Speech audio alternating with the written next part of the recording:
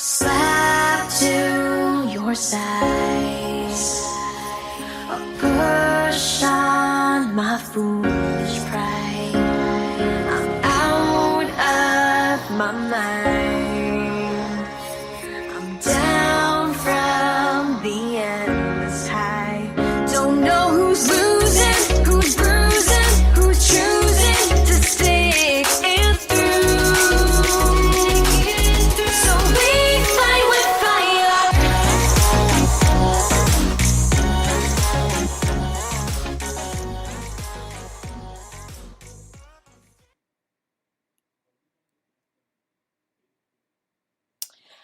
Hi everyone. Hi Michael, how are ya? Welcome back to Secret Kelly Radio. And today I'm going to be talking about me because it's my radio show. And I figure if you're going to have a radio show, you know, you need a little bit of narcissism in there, right? So I just want to talk about me because I've been getting a lot of questions on my Snapchat, social media, and I've also had a lot of trans girls that are younger think I've lived this like privileged lifestyle, or I live a privileged lifestyle, which I do now, but obviously, you know, I had to fight for who I am, and I had to fight, you know, I transitioned in the 90s. It wasn't like what it is today where like there's trans people coming out all over, and it's, you know, trans living, basically. Like, we're becoming what the gays were in the 90s because everything's getting ramped up, everyone's getting woke, and whatnot. And when I lived in the 90s, there was basically nobody really to look at besides like maybe RuPaul or Mari Povich or someone like that. Now we have like great leaders like Janet Mock and Laverne Cox and Angelica and so many other girls. And even like, I've noticed that Caitlyn Jenner, I want to give her credit too, because even Caitlyn, she is really changing her viewpoints. She's actually done a few speaking engagements I listened to recently, and she's doing really good at speaking, and she's making it clear that she's not a voice for the whole trans community.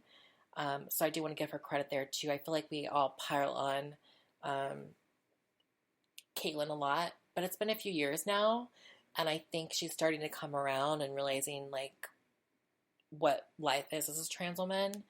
And she was still holding on to her cis lifestyle even though she transitioned. So I think that she's coming around and she's making sure that she's saying the right things. And so I think that people grow and people make mistakes, and you have to like let them grow. You have to make sure that you're forgiving them. And I gave Caitlyn a bunch of shit over the years, and I do recognize her growth.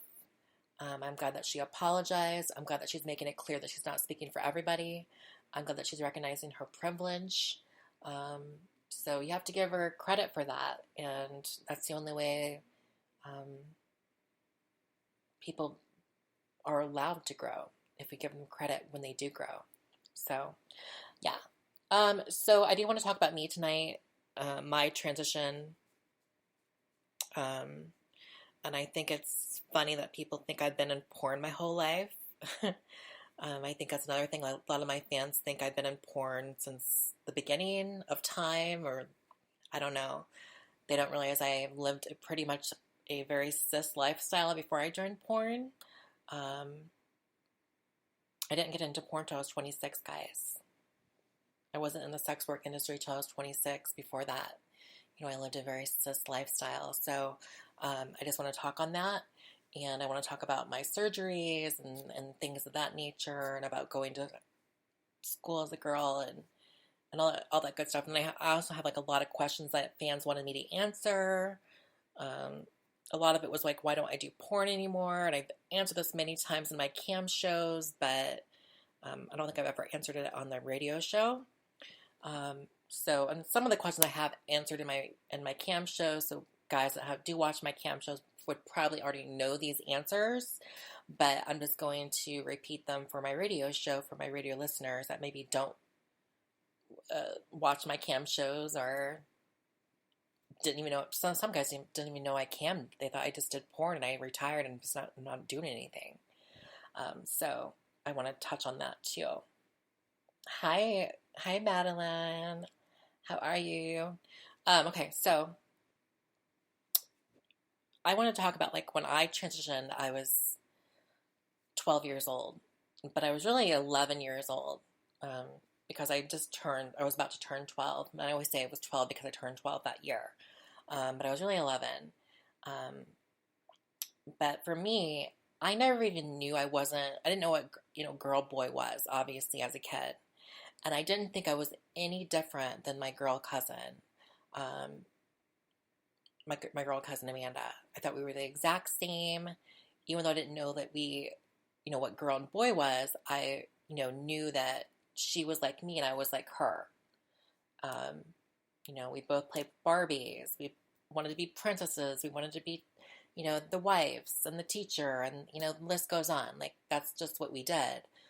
We put towels on her head and got in my mom's shoes and got in her mom's shoes and you know played secretary and whatnot. So when my mom gave us a bath together when she stayed all night, and it was the first time I ever saw her naked and she saw me naked, and I obviously noticed that our bodies were different. And when I noticed that, I asked my mom, like, why is her body different than mine? And then my mom answered, that's because you're a boy and she's a girl. That was so upsetting to my fragile mind at that age. Like, I just didn't get it. I just didn't understand. I thought we were alike. And I didn't know what the difference between, well, what's a boy, what's a girl? And my mom's like, telling me, like, well, boys are this and girls are this. And I was so upset. I cried and cried and cried. And I obviously acted out. And I just remember being like so upset about it. And my mom was just consoling me and making sure I was okay. And she was like, you can do all the things that you want to do still. Like we're not, nothing's changed, or, the list goes on. My mom was never like that. She was never judgmental or anything of that nature. So, I continued playing with Barbies and I continued being me, and I wanted to join tumbling. My mom put me in tumbling. I wanted to join dance. My mom put me in dance. I was doing all the same things as my cousin Amanda because I was like, I'm just like my cousin Amanda. Um, so in my little mind, I was taking a stand even as, a 6-year-old. So around 11, my friends decided to dress me up. And dress me up, I guess, would be what most girls do around that age. They put makeup on and they, dress a little more mature. And so that's what they really did. Like, I don't feel like I ever transitioned. I feel like I was always the same. I just feel like I took the step of what most girls do. They experiment with makeup when they're around that age, around 11, 12. And they want to become more feminine and girly, and I just feel like that's what I did. So it was a natural process in my opinion, but most people looking from the outside wouldn't see it as a natural process. But so I do call it transition.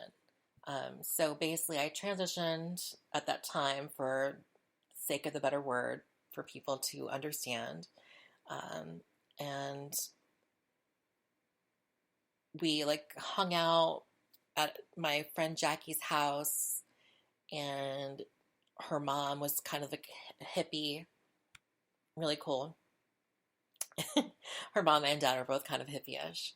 But they were both like, well, if this is who you are, you need to tell your parents.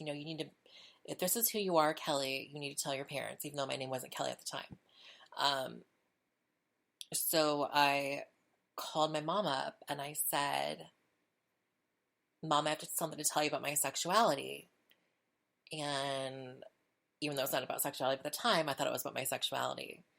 Because I always knew I was into guys. Like, I was never into girls at all. Like, I always knew I was into boys. I always was the wife. I wanted to be, a mom at the time, and I wanted to, like, you know, be a secretary and a girl, and I wanted to be Madonna, and I wanted to be like all these people that, that I looked at, like, I wanted to female empowerment. I wanted to be like my mom. I wanted to be a beauty queen because my mom was a beauty queen. I wanted to be like my mom. So when I called my mom and I said, and then she's like, well, and she stopped me.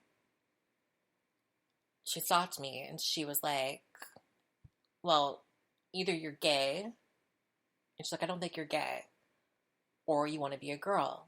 And I think that's what you're calling me about. And I was like, yep, that's me. And she's like, okay, come on home. She's like, I always knew that. I was just waiting for you to come around. So my mom knew the whole time. And mom told me, like, people would always say, you have such a pretty girl. And my mom said she would never correct them because she said that she always knew. Like, if people in public said she had a pretty girl, she's like, okay, I have a pretty girl. So I came home and my mom's like, okay, tomorrow we're going to go shopping for your clothes. That was that simple. It was like, we're going to go shopping tomorrow for all your girl clothes and, whatnot. And then we're like, we're going to tell your father.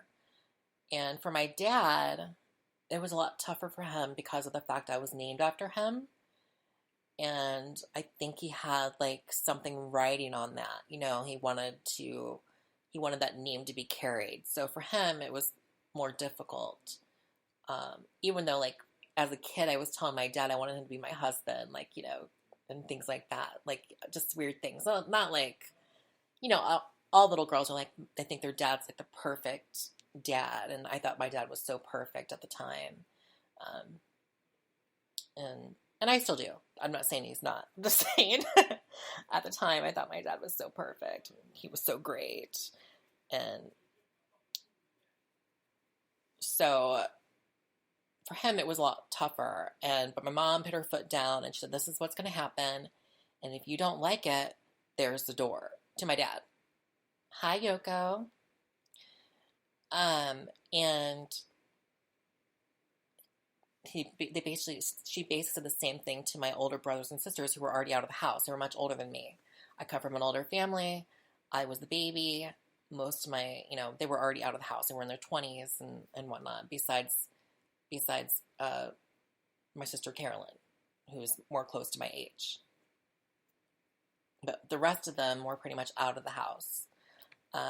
So she basically told my sisters and brothers, this is now your sister.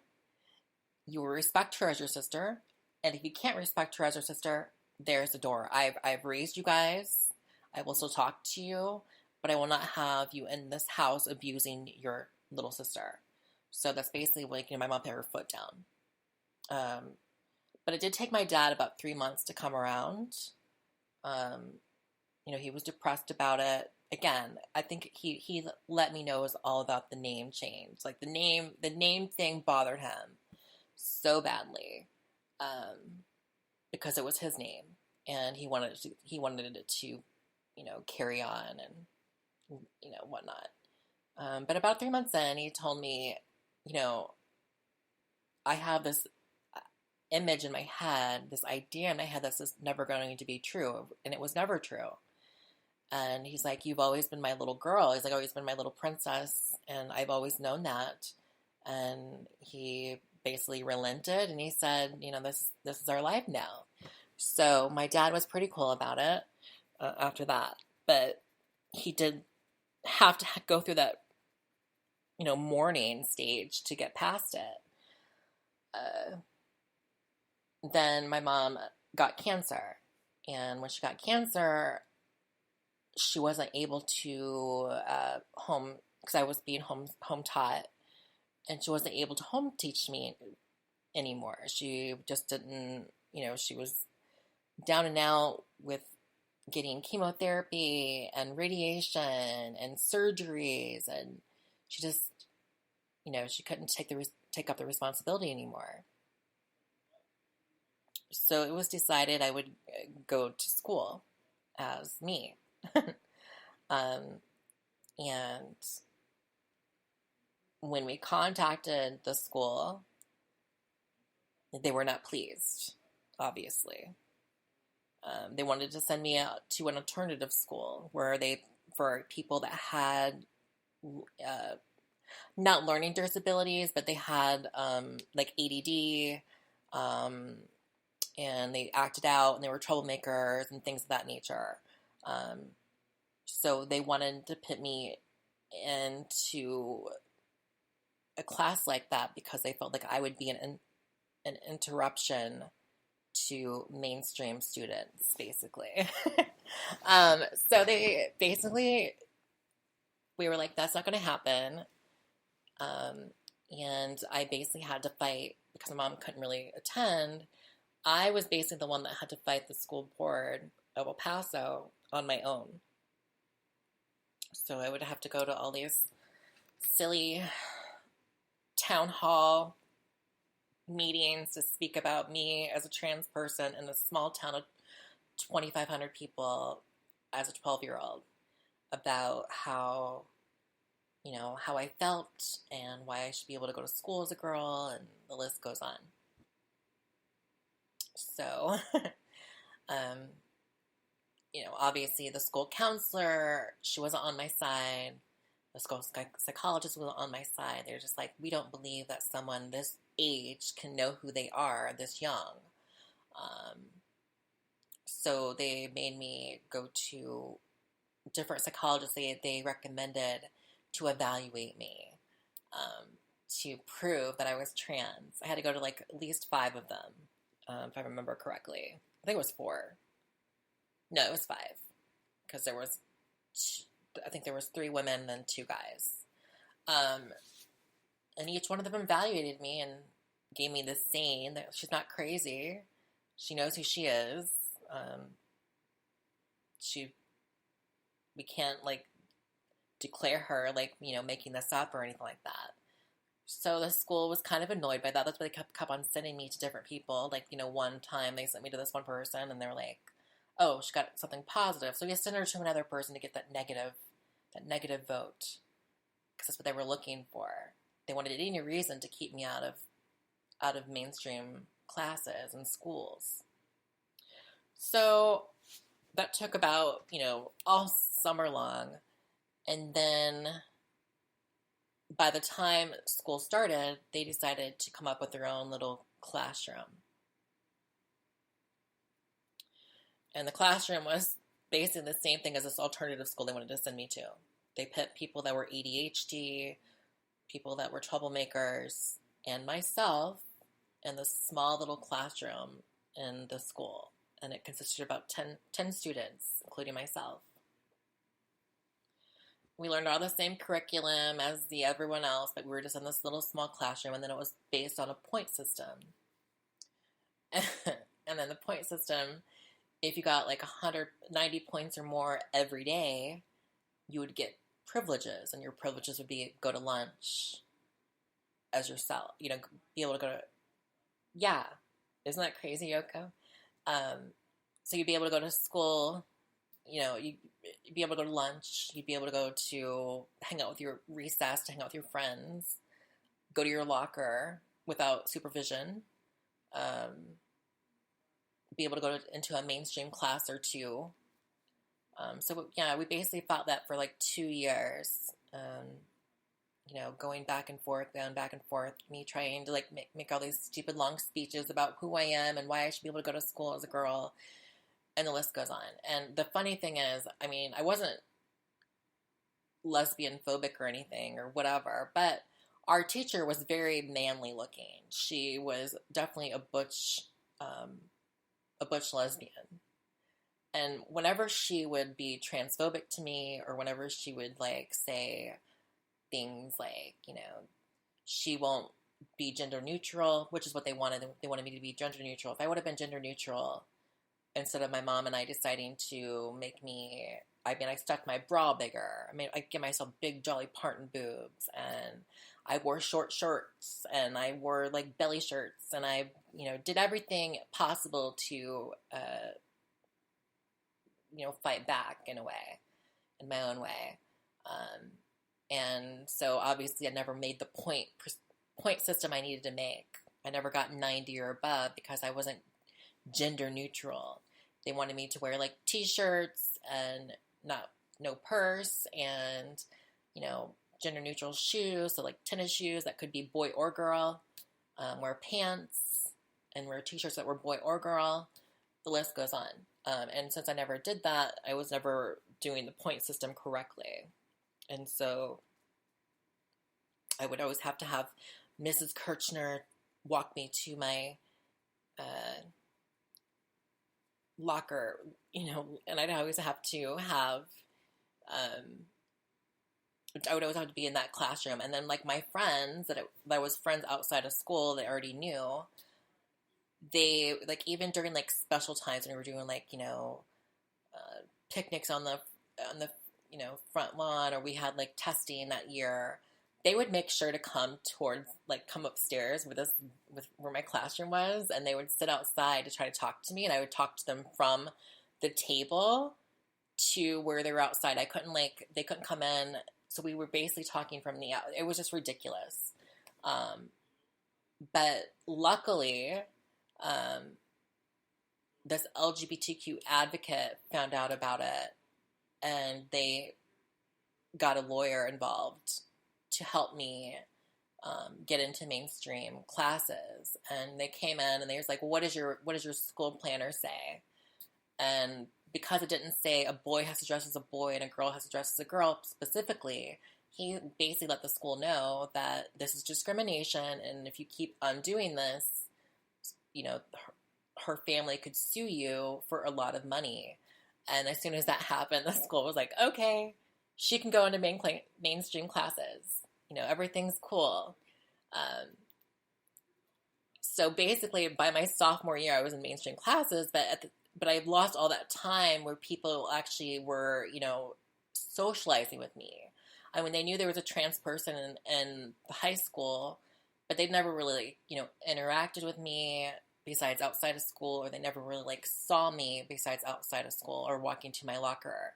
So it was like starting all over again as a freshman, really, going to a school, and then on top of it being trans. So I had to like win people over. Luckily, I had a few friends that already knew me that did help me with that, because, obviously being friends with pretty girls always helps anybody with guys and things like that. And a lot of my girlfriends were pretty, and they were advocates for me. They wanted to like see me do well, so obviously they stood by me, and that helped me a lot in my trans high school experience, I guess. But it wasn't like a simple life. Like it wasn't like where like a lot of trans girls are like, oh, you live such a privileged life. But it wasn't as simple as like girls are making it out to be. I was lucky because I had parents that supported me, and I was lucky because I had friends that supported me. But at the end of the day, I was still being discriminated against left and right. And luckily, I still had to use the teacher's bathroom, which was horrible. But they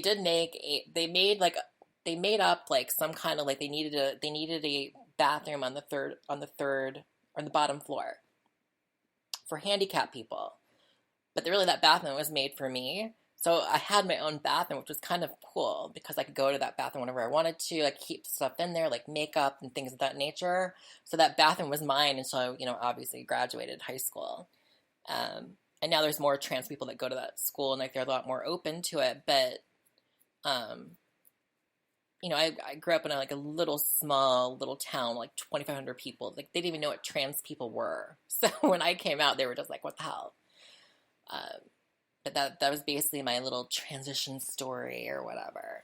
But people weren't woke then. Like today's society is so much more woke on trans issues and trans life, and so when I see people like so discouraged being trans nowadays, I'm just like shocked by it, because in general people are becoming more accepting. You see more and more trans people in the media. You see more and more trans people on TV. Like when my girlfriends and I were growing up, our trans people were literally either Miss Continental, which is pretty much a whole transgender pageantry system, or we watched Maury Povich, or we saw them in movies being made fun of, but it was still a trans person, but they were obviously the joke of the butt of the joke, and that was our trans experience. We didn't get like someone like Laverne Cox or someone like Janet Mock or someone to be inspired by. Our people to be inspired by were typically sex workers and porn stars or drag queens that are trans women. That was our role models were like that. Like my role model, I can remember seeing the first trans person I ever saw as a kid was Danielle Fox, and she was on Ricky Lake, and I think it was before she transitioned, but she was talking about going trans, but I think her name at the time was Holly or something like that. And that's the first person I saw that was saying they were trans. And then I saw, after that, I think it was Gia Darling, on, was it Sally Jesse Raphael? I can't remember. It was some old TV show. It wasn't Maury. It was something different, but I think it was Gia. And I was like, oh wow, that's me. That's who I am. So my role models are basically like seen on like, talk shows to make fun of us or to mock us or to look at us like circus freaks. And so today when I hear all these girls saying like they're just so discouraged by life, I'm just like, you literally are, like, people are coming around. We're basically where the gays were in the 90s. People are getting there. It's going to take a while, but we're not like so far off. Like even before the 90s, it was horrible in the 80s and 70s and 60s and 50s and so on. Each generation gets a little bit better. I've been back to my school as an alumni. I've also like done like every year there's the corn festival, and I went back a few years back, and I really thought it was funny because people didn't recognize me. And so there was guys I knew that I was in high school with that were, hooting at me or hollering at me. And I thought it was really funny because they didn't. Yeah, I remember G on A Famous Face, but I was a lot older then. That was when I saw her on that, but I was already like, I'm talking about when I was a kid. That's when I saw her. Because, Gia's older than I am. I know a lot of people don't know that. I think it's funny that a lot of people think that,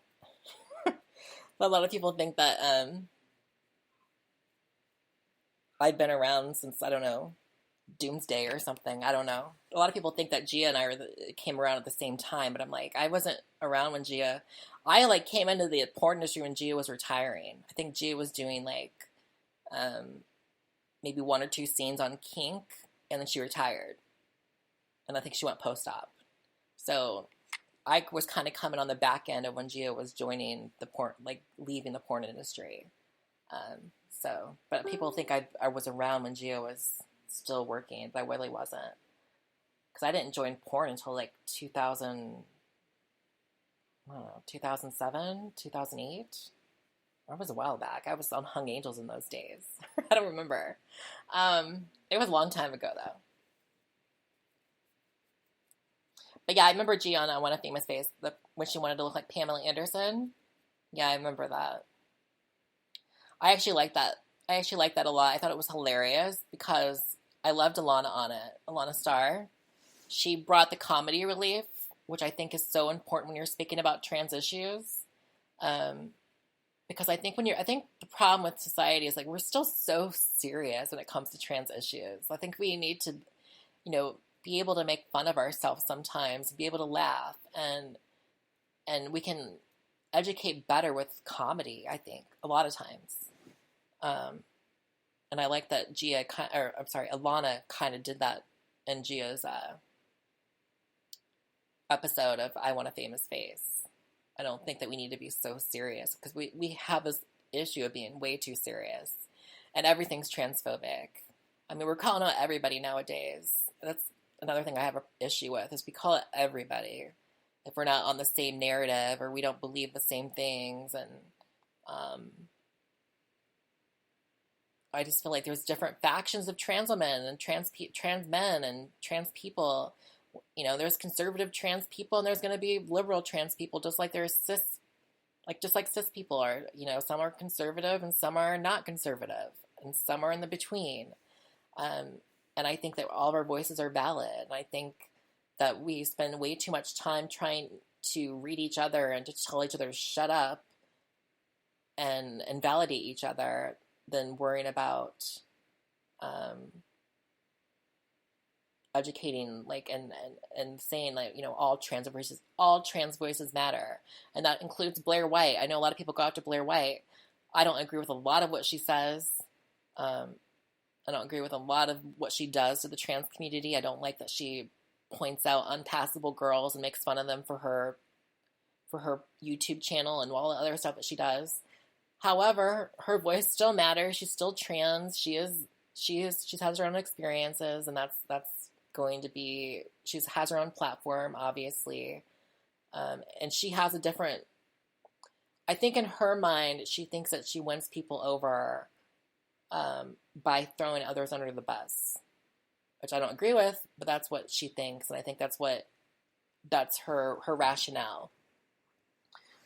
She thinks that if she throws some trans woman underneath the bus that's not passing, that somehow makes her more acceptable.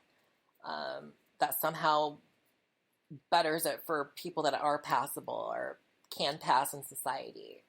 So even though I disagree with that, that's her opinion, and she has every right to do that. And there's going to be conservative trans women altogether. Like, I don't understand why people are so hung up on we all have to be on the same speaking spectrum. I just think that's stupid. And then you're basically saying that no one deserves freedom of speech. I'm not down with the whole NB, like I've said this a million times, I'm not down with the whole NB narrative. I don't like that they a lot of times the radical ones will step on trans voices. I don't like that they say that I'm true scum because my narrative is not the same as their narrative. And I don't like that they bully trans women into silence. I don't like that. But do they deserve rights? Yes. Do they deserve validity? Yes. Do they deserve their speaking time? Yes. However, I'm not going to stand by and let them step on me, and I'm not going to allow that to happen. And I feel like, you know, I don't understand why there needs to be 300 different genders. I really don't. I don't understand why we have to have so many damn labels. I don't understand it. I think it's a society thing, and I think we cave to it. I don't think that we need to make gender more complicated than it is, or sexuality more complicated than it is, but we do. And it's mostly the trans side that's making it more complicated than it needs to be, in my opinion. I don't think that's true. I think that but isn't it being a trans and a conservative paradox? No, I don't think it's, the reason I don't think it's a paradox is because there's plenty of people that are conservative that are socially liberal, but because they're economically conservative, they vote Republican. So to some trans people, they think the economy is more important as far as their vote goes than trans people. I don't necessarily agree with that because we get lots of rights taken away and we get discrimination ramped up and whatnot. And I find that to be an economic hardship for a lot of trans people in general. But that tends to be a lot of their argument, that they are so, like even Blair says she's socially liberal, which she is typically. not as liberal as most people, but she is socially liberal. But as far as her views on economics and religion and things of that nature, and war and whatever, she's socially conservative. So she finds that to be on a tipping scale to be more important than being trans. So she's conservative, which is fine, she feels that way, that's fine. So that's why I say, a lot of times people, especially especially trans white women, will typically be conservative, because a lot of times they don't deal with what a lot of people of color that are trans deal with, to be honest. You see that with the statistics. Like, most of us don't get killed. Most of us don't get murdered. Who's getting murdered? Trans women of color are getting murdered. So they don't really have to deal with a lot of those issues. Even the most unpassable ones don't have to deal with a lot of those issues. So you see a lot of what a lot of girls would call a brick or whatever, or like an unpassable girl, be a Trump supporter or be for Trump, because in general they're not dealing with a lot of violence towards them being trans. So they still see, and that's why you see, like, Caitlyn Jenner was a conservative for a long time. I think she's coming over to being independent. She's not going full on Democrat, but she's becoming independent or a libertarian, which is basically what a libertarian is. Libertarians are basically what I just said. Libertarians are usually socially liberal, but they are economic-wise, etc., conservative. So libertarians are typically a libertarian. But there's not really a libertarian party yet. But that's what the libertarians are. I've come across Jasmine Jules, trans woman on Twitter, who's socially conservative too, and she basically just blocked.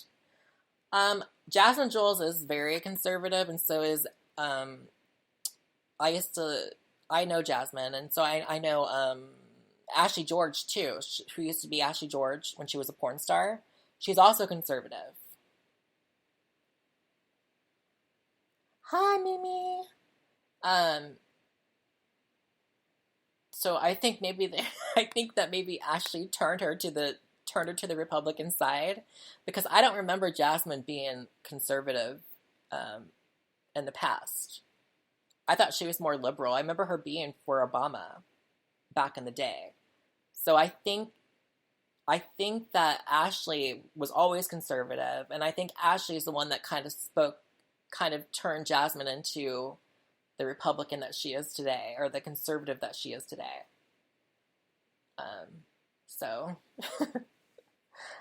Because Ashley's definitely conservative. She's always been conservative.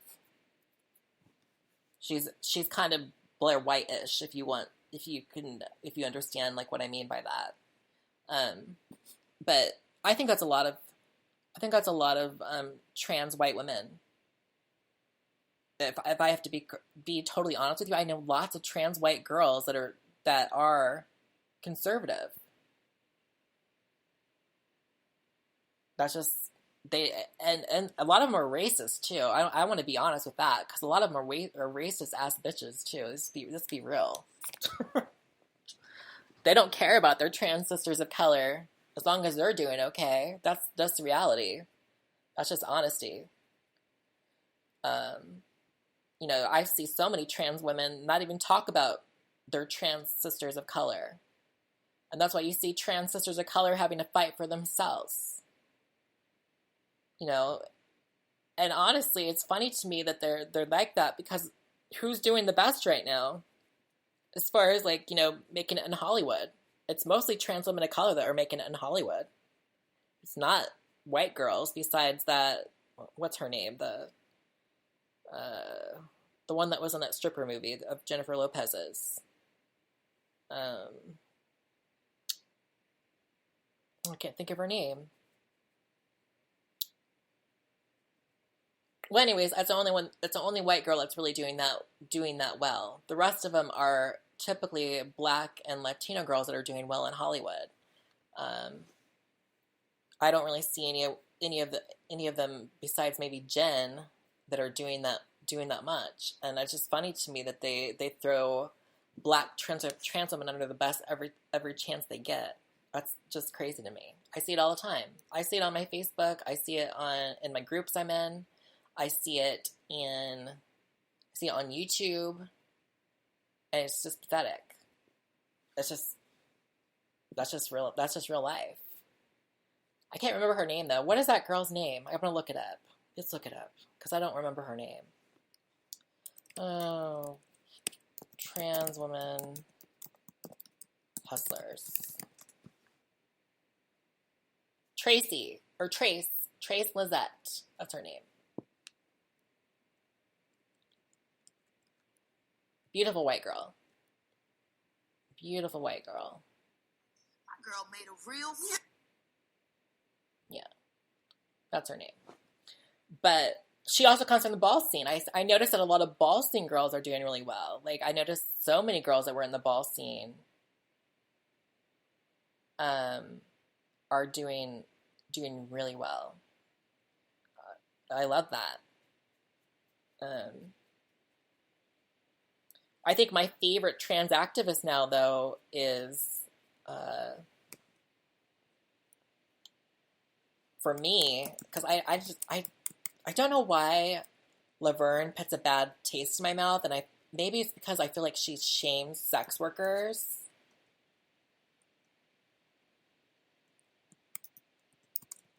I don't know. Maybe that's the reason I don't like her as much as I used to, because I feel like there's always this condemnation for sex workers, and her,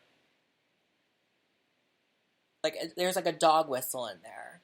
I love Janet because Janet was honest about her sex work. She wasn't like, I was just able to do this. Like, she was honest. Like, how I got to be an editor for a magazine is because I had to do blowjobs on the street sucking dick. Like, she was honest about it. And she's like, and then I made enough money to be able to educate myself and go to school and do what I needed to do, et cetera, et cetera. And that's why I like Janet Mock so much, because she was honest about it, and she didn't make it to be like a gross thing or something to be ashamed of.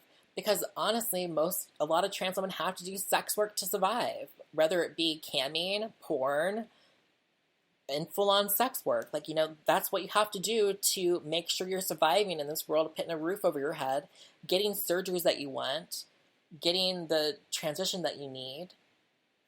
The list goes on. Like, that's another thing that bothers me about so many men that are against trans women doing sex work.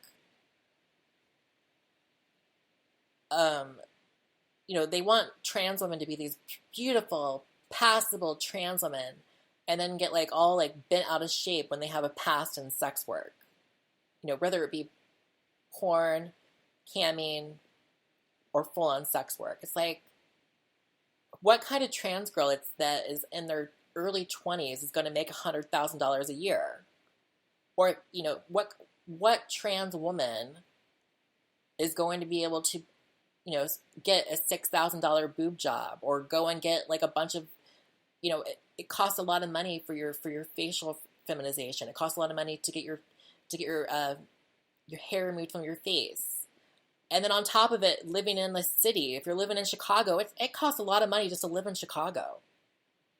It's not cheap to live in Chicago. And then on top of it, you have to pay for your transition. So yeah, a lot of girls have to hustle their ass to make money to transition. It's just so ridiculous to me how men will be like, oh, you had to do sex work. And it's like, yeah, fuckhead, because a lot of us were disowned by our families. A lot of us don't come from rich families. A lot of us had to do a lot of things we didn't want to do to make sure that we look pretty for you, so you can sit there and be like, oh, you're so hot, I want to suck your fucking cock. So you feel better about sucking dick because we're pretty. That's what the real issue I have with a lot of men that sit there and shame sex workers left and right, or act like they wouldn't date someone that ever did sex work.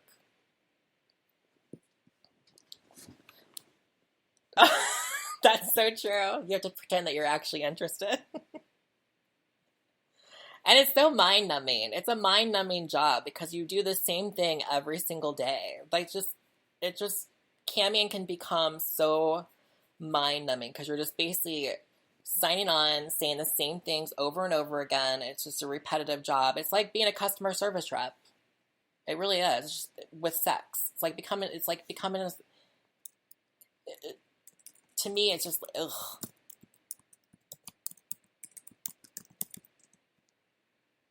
But my favorite trans activist is Angelica Ross, an actor. She's an actress now, but I love. She invited me to speak at one of her events that she puts on for trans women, trans tech. But I like that she is honest about her sex work. I like that she speaks out for sex workers. I like that she speaks out and doesn't make it something to be ashamed of. Like, I love Angelica for those reasons because I tend to see what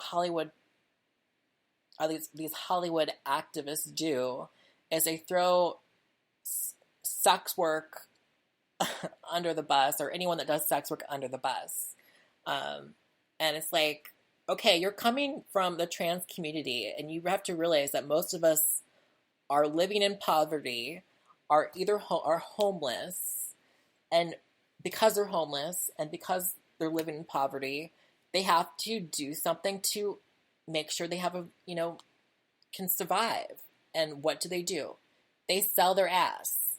That's just part of it. That's has done that to us. It's 2020, and there's plenty of educated trans women every day applying to jobs that are not being hired because they're trans, because their voice don't pass good enough, because they don't look good enough, or whatever the case may be, because the cis person figures out they're trans and this person doesn't want to hire them, male or female.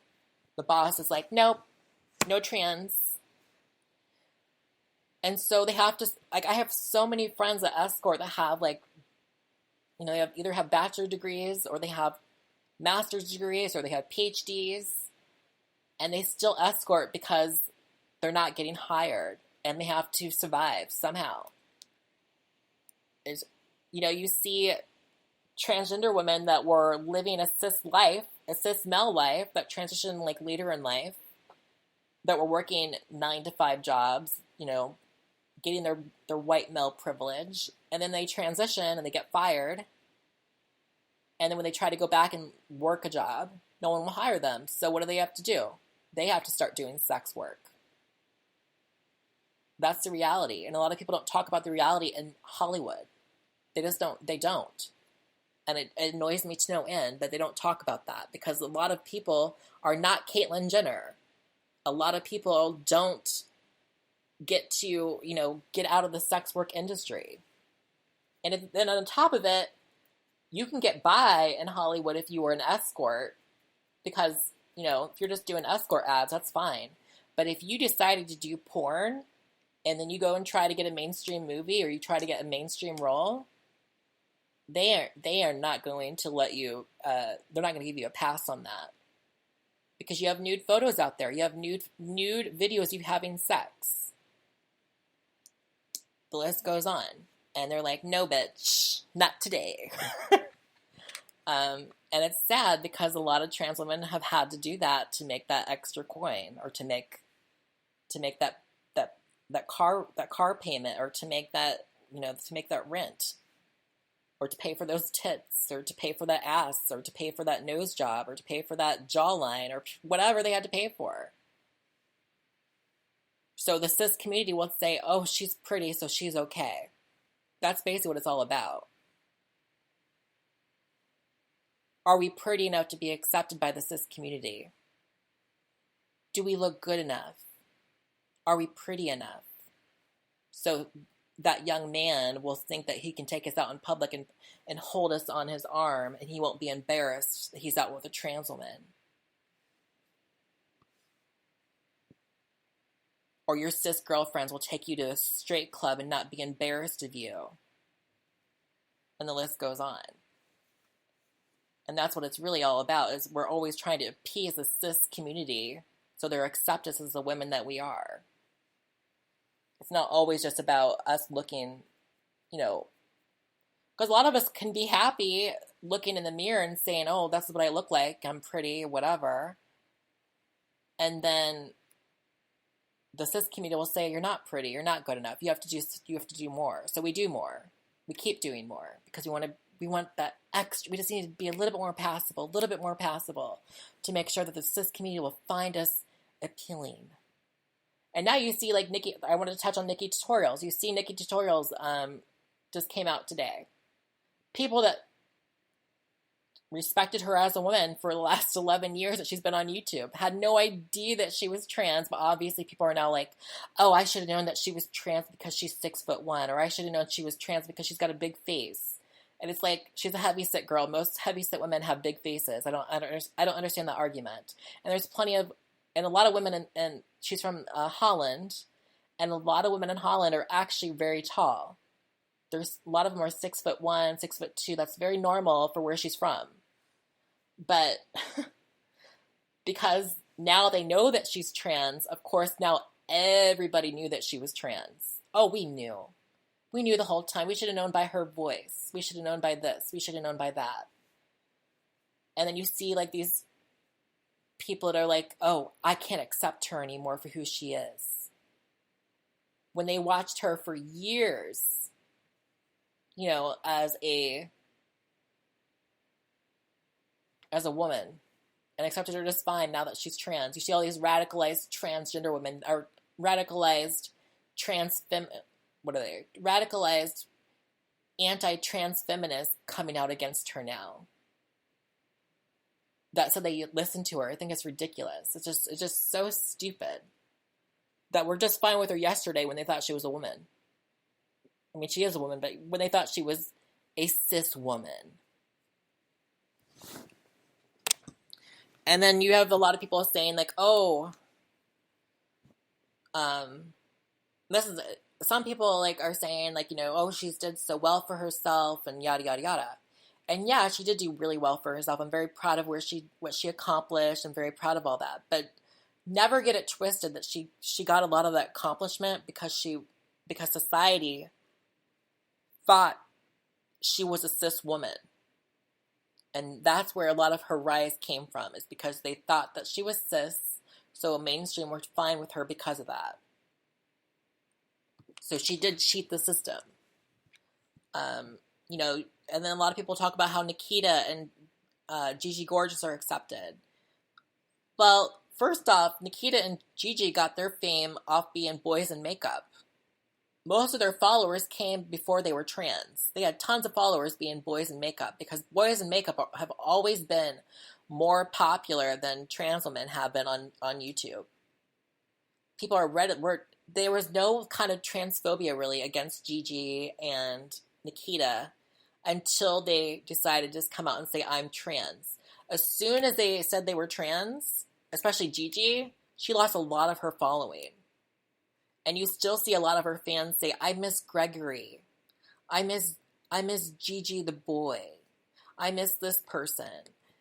Because society is inherently transphobic. They are. They don't admit it, but they are. And Nikita's really, really, really beautiful. And she still gets tons and tons. She gets more transphobia than actually Gigi does. I think Gigi's getting less because now she's a lesbian, so she's getting a lot less of it. But Nikita, she's getting a ton of it. You look at her Instagram, you'll see a whole bunch of stuff on her Instagram just being transphobic as hell. You look at her Twitter. You look at, you know, her YouTube comments. And she wasn't getting any of that until she decided to come out and say, I'm trans. So I think the same might happen I think obviously she's not going to get canceled or anything. I think that Nikki will keep a lot of her following, but you're going to see a lot more transphobia going towards Nikki now that she announced that she's trans.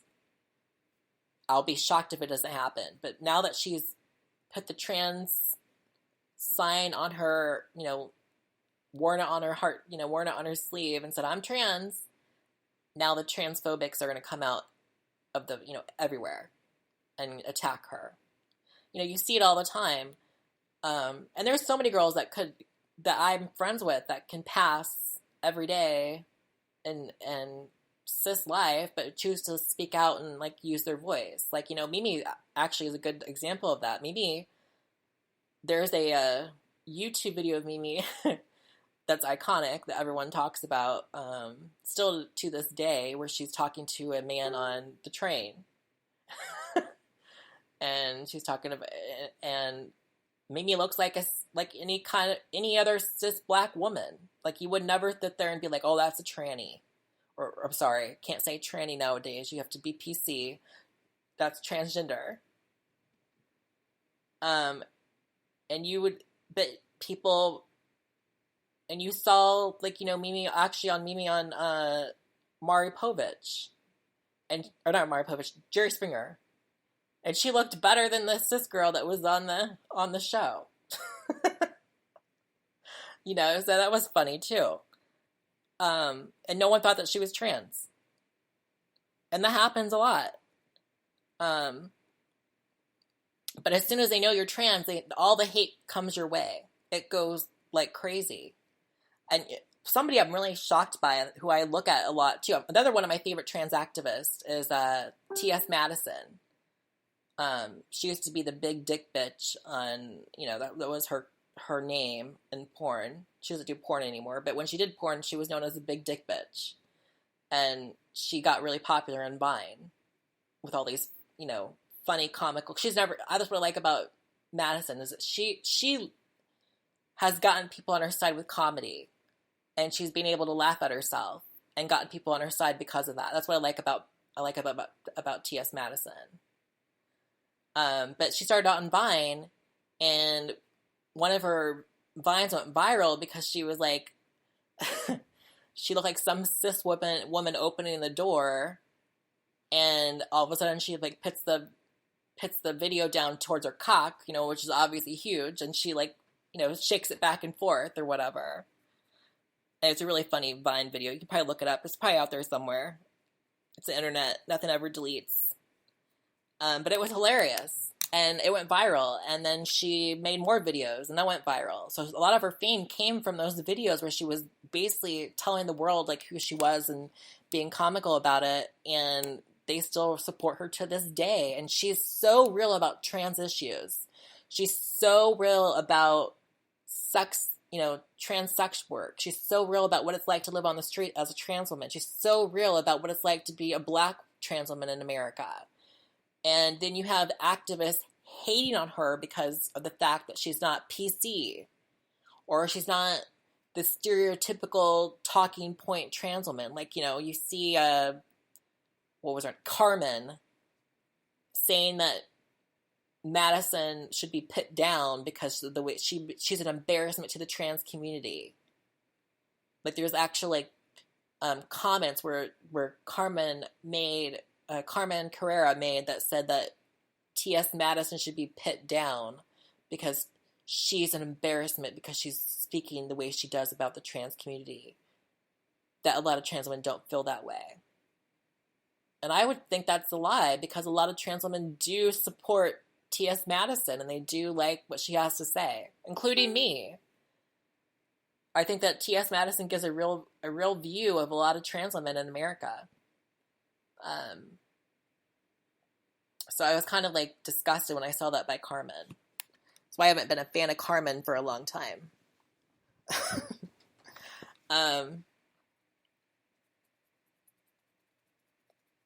And she's still going on about what, Victoria's Secret?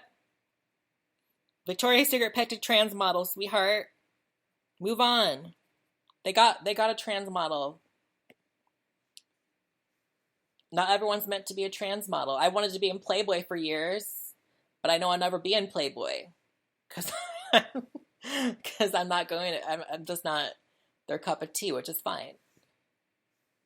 And there's been several trans women in Playboy. Good for them. Kelly Vanderveer, Tula, Carolyn Cossie, and then that recent one, I can't think of her name. Good for them. But not everything's going to be for everybody. And that doesn't make them transphobic. It just means that you didn't have the right look. And I think that Victoria's Secret said they're going to be stepping away and then redoing everything. And I think they're going to be more inclusive to BBW women, to trans women. So she could have probably had a shot at it if she wouldn't have opened her big mouth. But I think that's a lot of times what Carmen's problem is. She opens up her mouth when she doesn't need to. Not everything's transphobic. That's a problem I have with a lot of the crowd too. It's like everything's transphobic nowadays. If you're not attracted to me, you're transphobic. I think it's the stupidest thing ever. You can't tell somebody that they're transphobic if they're not attracted to you.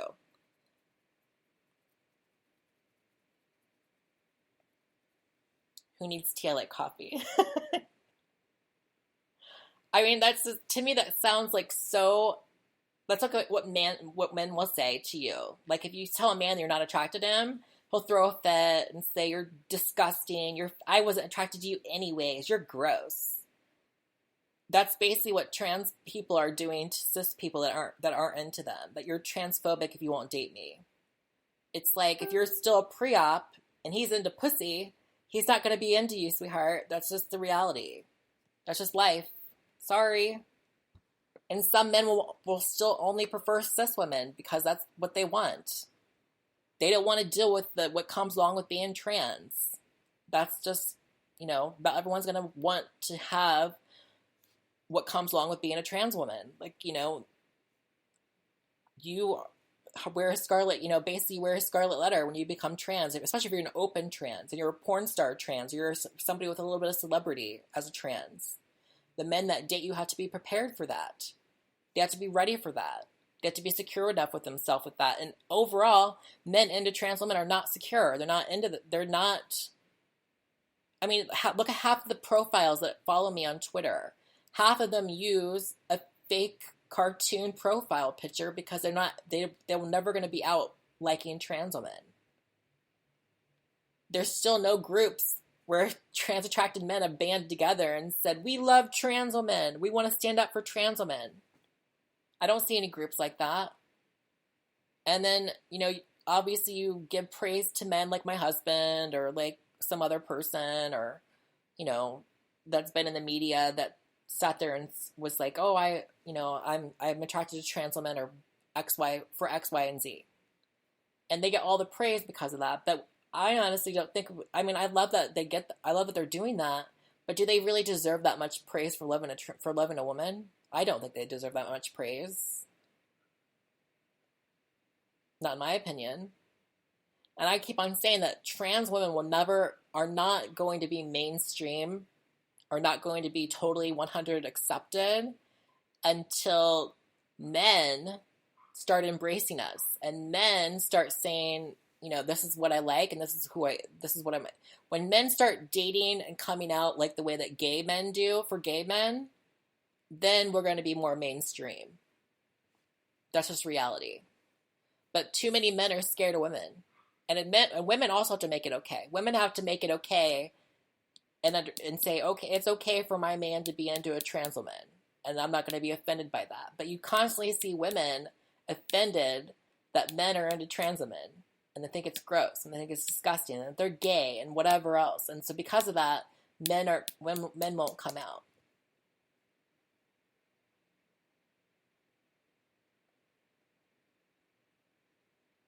I agree, Michael. I think that you can just be attracted to whatever you want to be attracted to. I just don't understand.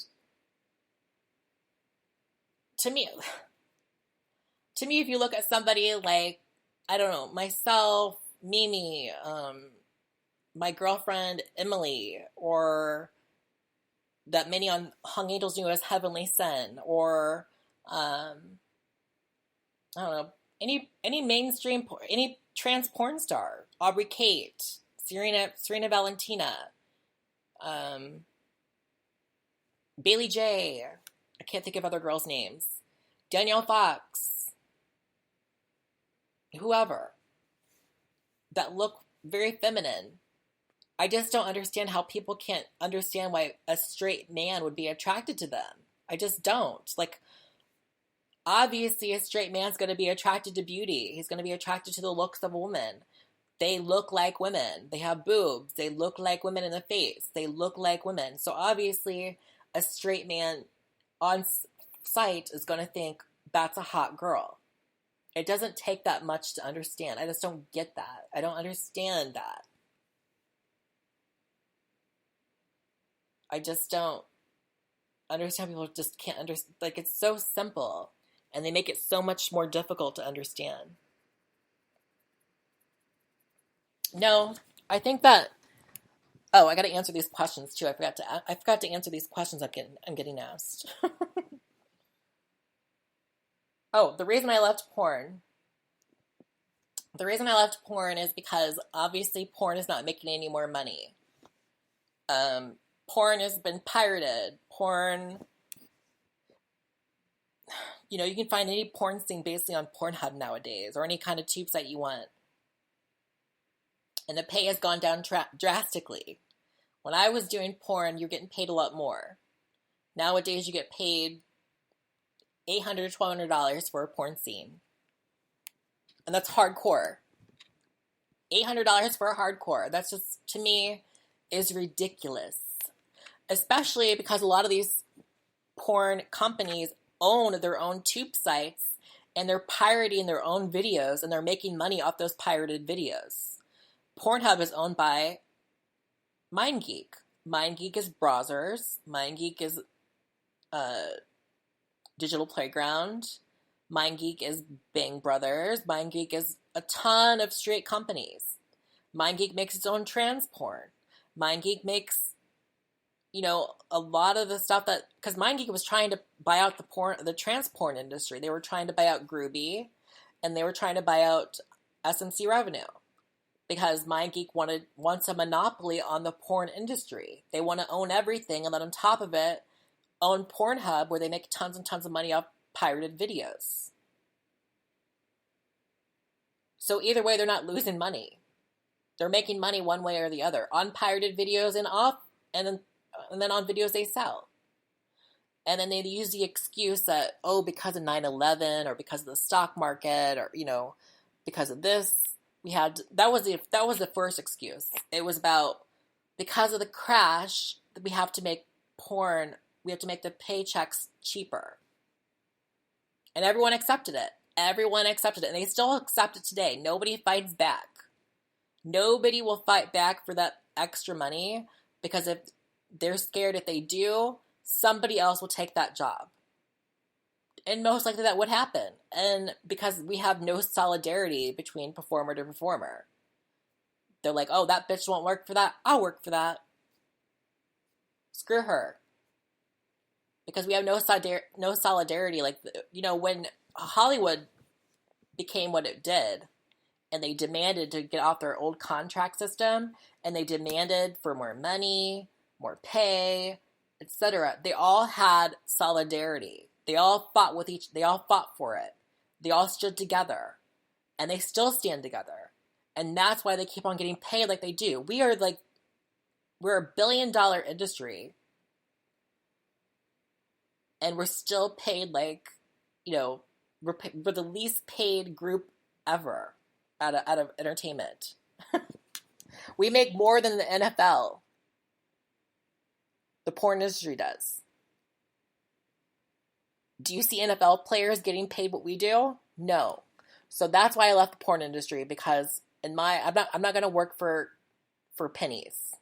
I refuse to. I can make what I do on cam, what I would make in a scene, in a few hours.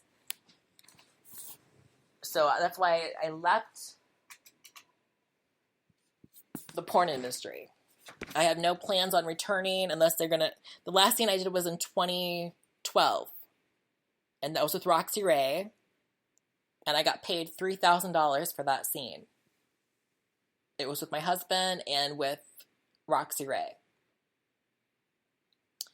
And that was the last scene I did. And then when I saw what it did, it did really well.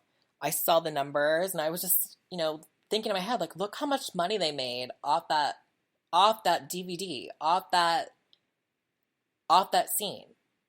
They made so much money off that DVD and scene, and I got $3,000 of it. No I'll never see any more money from it.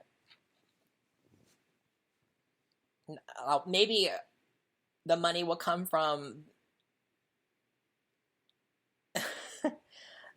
yeah, the notoriety. Yeah, I get notoriety from it. I get like, fans from it because I watch it. But I mean, in general, I'm not getting any kind of like money from it.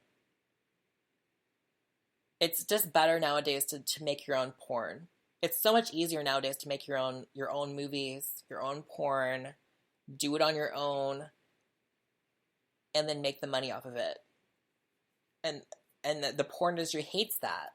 They hate that girls and guys are becoming more independent. The model nowadays is all about independence. You can make your own movies, you can do phone sex work, you can sell your Snapchat, sell your OnlyFans, sell whatever. Like nowadays is all about becoming independent. And because the stars of yesteryear are not going to, they don't want stars like that anymore. There's not going to be another Jenna Jameson. There's not going to be another Nikki, or sorry, not going to be another Jessie Jane. There's just not. They don't want that. The porn industry does not want that. They don't want another Jenna Jameson. They don't want someone with that much power. That's why we haven't seen someone like that in a long, long, long, long, long time. I mean, yeah, there's big stars. Don't get me wrong. You have Nicole Aniston and you have Romy Rain and things like that. But they're not as big as Jenna Jameson. They would never be as big as Jenna Jameson. They're never going to be on that scale. It's just a fact of the matter. And I used to love Jenna. She was such a great advocate for the porn industry. She kicked Bill O'Reilly's ass on porn. She kicked his ass. She was so well spoken, so eloquent, and the list goes on. Obviously, she's become conservative. She's now a Republican too. We don't agree on a lot of things, but I still talk to her. And I'm glad that she's better. I'm glad that she's getting her life back in control. But yeah, she's conservative now too, which is kind of shocking, but she is, which is fine. I don't hate anybody because they're Republican. I think a lot of my Republican fans don't get that. But I'm not going to agree with you just so you stay my fan. I'm not going to like appease you just so you stay on the Kelly train. I'm not going to do that. I will refuse to do that. I'm going to point out what the Trump administration has done to the trans community. I'm going to point out what he's trying to do to the gay community. I'm going to point out when he does something wrong. And I did that with Obama too. Like, that's what annoys me about like all these people. Like, they think I just criticized him. I criticized Obama too during his administration. That's what I don't like about the Republican Party. They don't criticize their leaders at all. Even when they're in the wrong, even when they fuck up. They don't criticize them unless they're doing something against the upper echelon. If a Republican comes out and speaks out against Donald, then they get attacked. But other than that, they don't attack their leaders and the Republican Party. They don't criticize them. They're perfect and whatever else. That's what I don't like about the Republican Party. No, Jenna Jameson's a Republican. Jenna's a Republican. Because, during the Obama years, I was really mad at him for being so easy on Wall Street. It annoyed me to no end. But then I looked at the money and I noticed he got more. He took more money from Wall Street than Hillary did. So then I knew why he was so easy on Wall Street. Just follow the money. I was also mad at Obama for doing all those drone strikes and killing innocent children. I was so mad about that during his administration. But overall, he was a good president. Overall, he's a great orator. And overall, he was great for the LGBT community. Um, but I want to give Biden some credit there, because Biden's the one that kind of force fed him, or forced him over the edge on the LGBTQ issue. Biden's the one that kind of forced the equality issue when he did that interview and he spoke off the cuff, and then Obama kind of had to, like, the next day had to, like, basically adopt it. So Biden did push him on that. But once Obama did get pushed, he adapted to it, and he owned it, and then he made sure that the rights were there.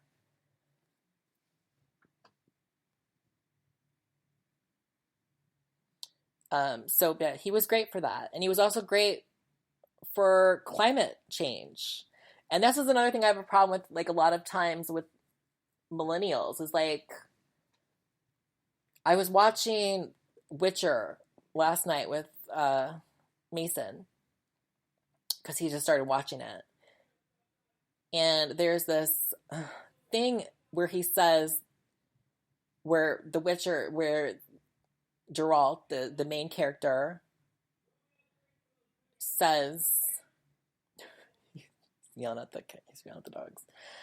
There's this part in The Witcher where he says, even the lesser evil is not any better.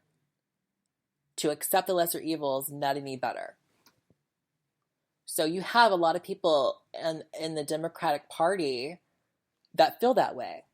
That they looked at, even though that Hillary was the lesser evil, they didn't look at her like as any better than Trump. And even though that just now, like Elizabeth Warren, there's a big fight right now between the progressives on Elizabeth Warren. Even though Elizabeth Warren has done so much to fight against Wall Street, and billionaires are scared to death of her becoming president, and Wall Street is like literally deathly scared of her becoming president, you still see all these progressives, because Elizabeth Warren in 2016 endorsed Hillary and not Bernie, holding her to that. They are literally like punishing her for that. And you see them treating her just the same way they treated Hillary. Even though Warren's has been way more progressive than Hillary ever was. And she's not a war hawk, but they're painting her just the same. They're painting her just like Hillary. They're painting her Hillary 2.0. It's ridiculous. But they look at her as the lesser evil. And the only one that they see as not the lesser evil is Bernie. And his supporters and these people will not vote for anyone else but Bernie, because they see him as only the person with the lesser evil. And they would rather throw their votes away, and they'd rather Trump be in office for another 4 years, just so that their consciences are clean, that they didn't vote for the lesser evil. Which I just think is just mind-boggling and crazy to me, because even if Warren is not as progressive as Bernie, or Hillary wasn't as progressive as Bernie, at least you got almost 80 to 90% of what you wanted, until you get somebody else in there that's more progressive, rather than just going all the way to the right. But their plan is, if you go all the way to the right, it's going to make people like that are more centrist, that are like Mason or my other friends that are more centrist than me, get so tired of Trump that they're going to finally vote for the leftist person on the left side. And that's what they're trying to do. They're trying to make people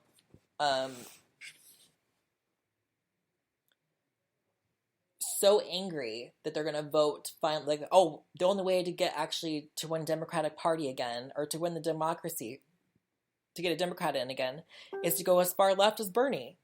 And that's just the reality, what they're trying to do. That is what they're trying to do. Like, if you watch Young Turks, or you watch another progressive, like, talk show host on YouTube or whatever, that is what they're trying to do. a lot of them were saying we can deal with Trump for 4 years, and then maybe in 4 years, when people are so fed up with Trump, they'll vote for Bernie or they'll vote for whoever. And they want Bernie to win because this is obviously going to be his last time to be able to run for president. You know, I don't see him running again in another 4 years if he loses again. Do you? I don't. You know, look how old he is now. Like, I'm not trying to be an age shamer, but do you honestly think that he's going to try to run again in another 4 years?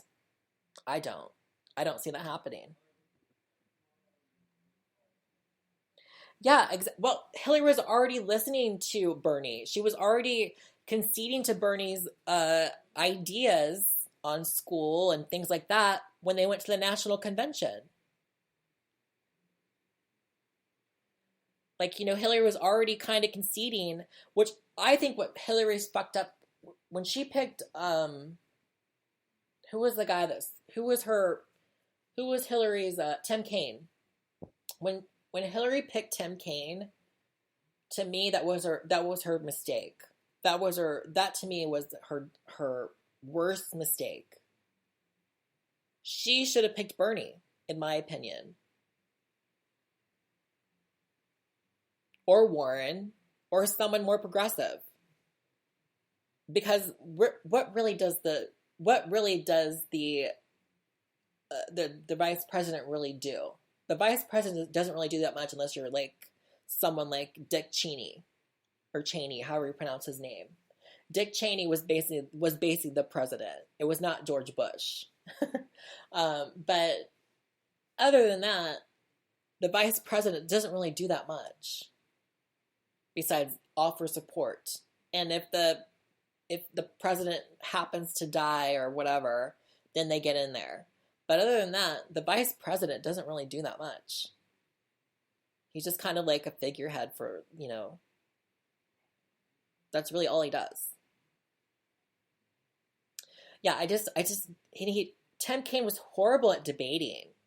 Like, his debate, it was just horrible. And what the Democratic Party needs to understand is that Bernie had the grassroots movement. So Hillary should have said to herself, well, he's got the grassroots movement, and the people that don't like me and hate me, which was the left side, will come around if I got Bernie on my side. If I make Bernie vice president, they're going to like come over, which they would have. I know they would have.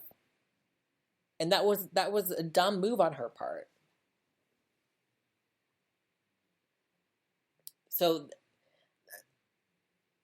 that she didn't put that in her book. I have her book. I read her book. But when she was talking about why she lost the 2016 election, that to me was one of the biggest reasons why she lost the 2016 election, is because of the fact that she didn't have Bernie as her vice president. When you have so many people supporting, in my opinion, the vice president should always be the person that could win next. That's how it should be for the Democratic Party. Whoever's got the highest percentage points after the one that wins, pick that person to be your vice president and work together and put the bullshit aside and work together, because then you have a coalition of people wanting to vote. That's what you should do. I don't understand why you wouldn't do that.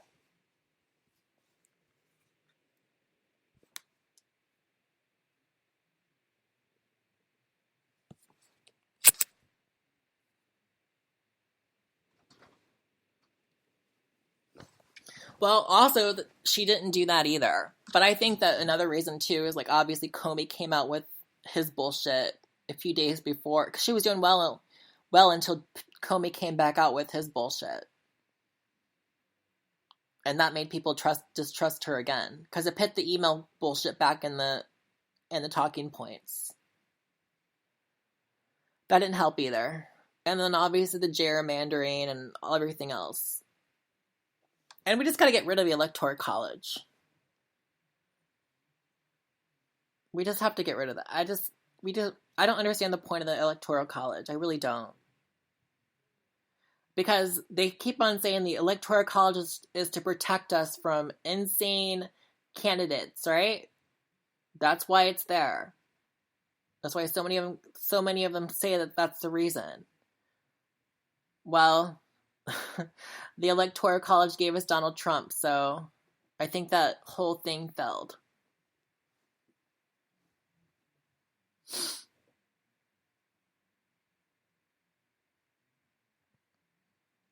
No, she lost by like 80,000. I think she lost by 80,000 votes. And that's because a lot of people that were writing in Bernie, or they voted third party, or they voted for a gorilla, or they voted for Cher. I saw some people were voting for Cher. And the list goes on. And it's because many of them thought that Donald Trump would never win. That's another thing, too. A lot of them wrote in because they didn't really think that even if they wrote in, they thought their conscience would be free if they didn't vote, and because they thought that at the off chance he would never win, they thought Hillary had it in the bag. So you have to kind of defend these people too, because many of them thought that Hillary was going to be president and had it in the bag. They really did not think that Trump was going to win when they were throwing their votes away. Because I've talked to many of them that threw their votes away, and many of them said, yeah, I threw my vote away, but I didn't think that she would lose. I didn't think my vote would matter. I didn't think my vote would count. I didn't think my vote would help or needed to be there. Because many of them thought that she was going to win against Trump. But obviously that didn't happen. So, yeah. And and I don't understand why people think that, because every vote counts. Every vote counts. Sometimes people win by like a few hundred votes. Literally by a few hundred. Like, look at the last few I think it was Senate races that we won. No, House races that we won. You know, in Louisville in Kentucky, and in Louisville, in Louisiana, and whatnot. We won just by a sliver, because we just got a few more extra people that voted. It wasn't like it wasn't like, oh, we won by a whole big margin. It's because we got a few extra votes. So yes, every vote counts. And you have to register, and you have to get out to vote. And that brings me to the other subject of LGBTQ people. 1 in 5 LGBTQ people don't vote. Adult LGBTQ people are not registered to vote, and they don't vote. And then you see them complaining online all day about their rights. All day. Complaining about their rights, complaining about this, complaining about that. But then you look at the numbers, and they're not voting. And then they ask themselves why we don't have rights. Why are the conservatives winning? Why is it going this way? It's because your dumbasses aren't voting. Why else? Get off fucking Grindr. Stop sucking dick for a minute.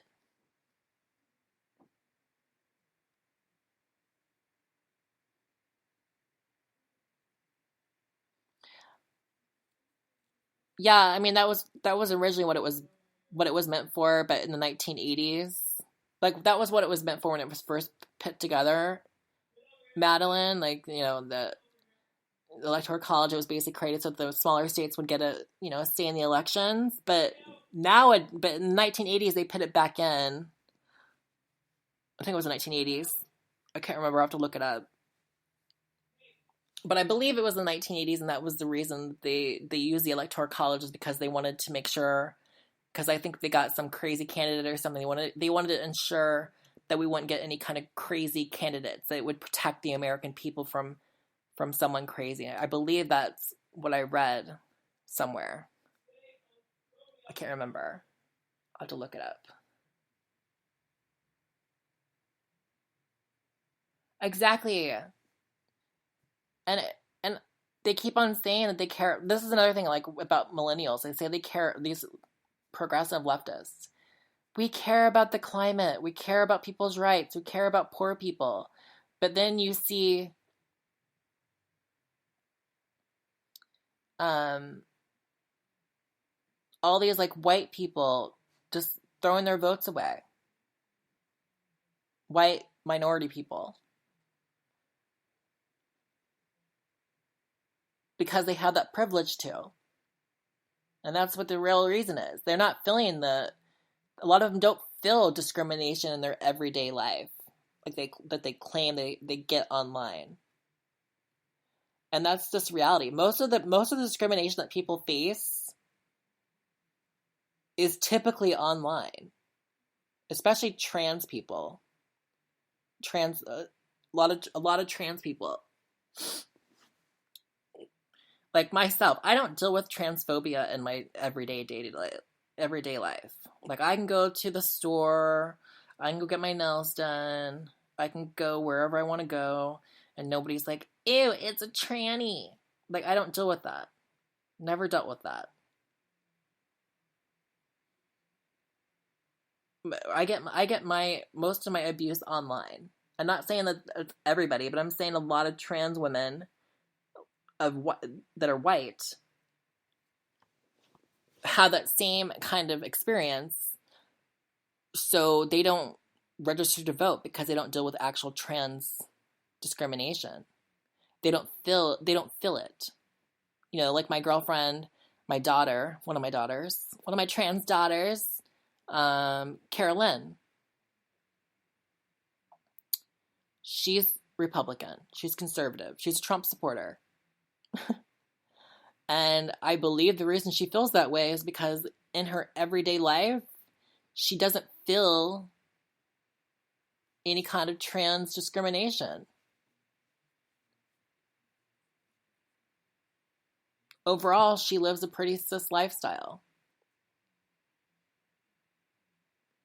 So, and she doesn't feel like much of the blowback. So that's why she's conservative.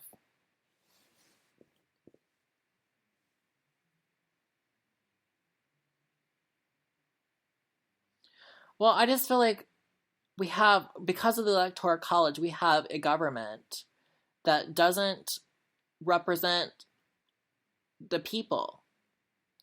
Most people are not that conservative in America anymore. So we're being ruled by the farmers, by the people that are KKK sympathist. We're being ruled by the people that are anti-LGBTQ sympathist.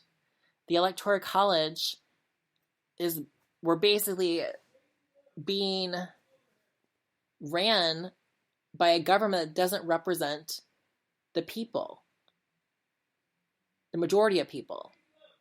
And that's the problem to me.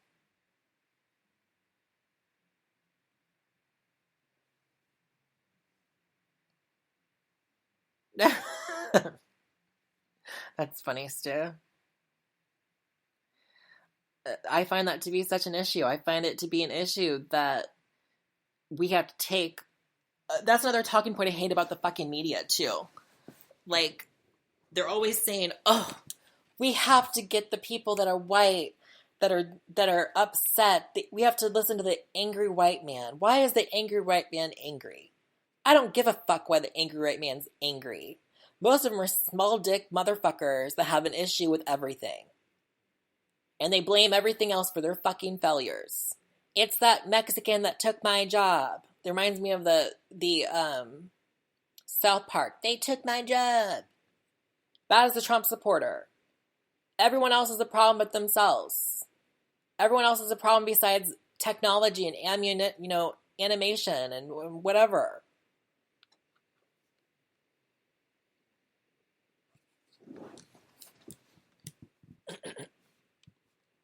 They just need a reason to blame anybody. Anybody. Everyone else has a problem with themselves.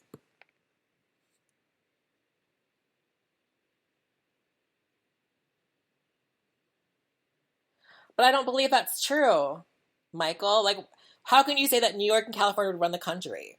I don't. I believe that the country in general is on the same progressive track as New York and California, especially on social liberal issues.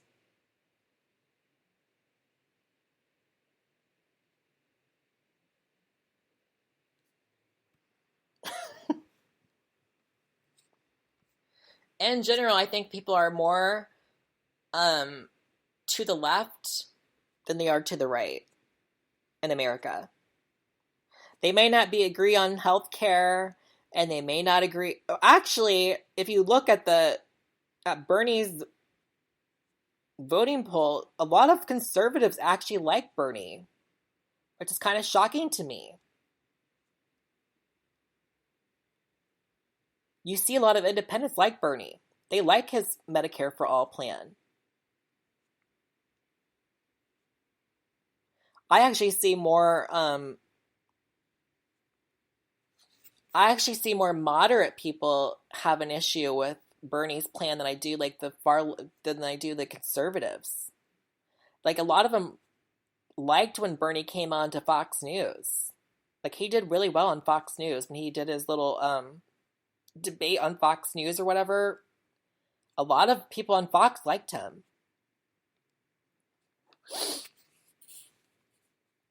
Um, but I find like a lot of people like Mason. He's very centrist and he's definitely against. He's not for Medicare for all.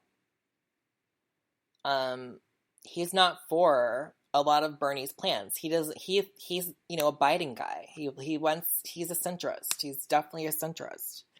Um, and I see that pushback more from the centrist side than I do the some of the conservatives. Some of my conservative friends I talk to. Yeah, I feel like people just definitely confuse socialism with social programs, especially like the whole farmer thing. We're basically bailing out farmers, and everyone's cheering that on.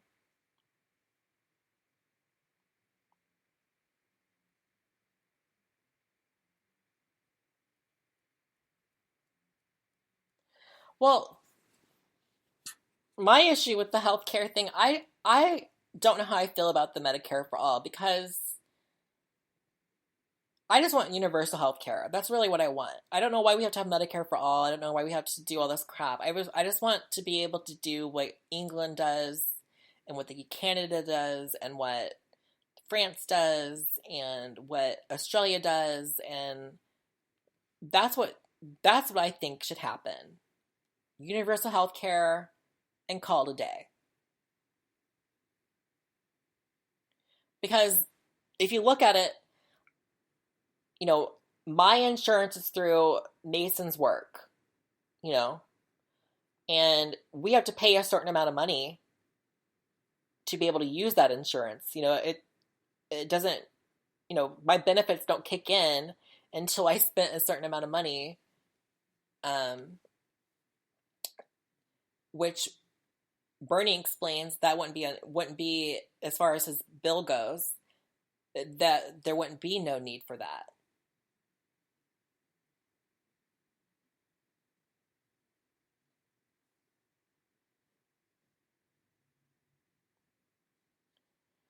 Yeah, it does work basically everywhere else.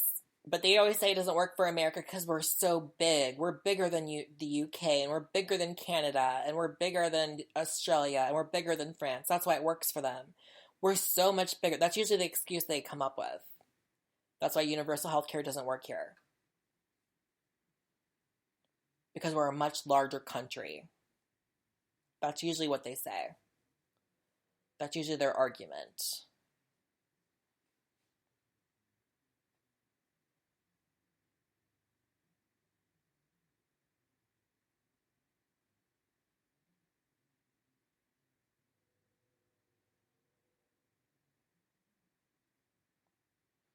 And my problem too is like with taxes. When America was great, what were people paying in the 50s when they were paying taxes? When Trump and the Republican Party talk about how great America was in the 1950s, they're talking about a time when people paid a shitload in taxes. They always leave that out.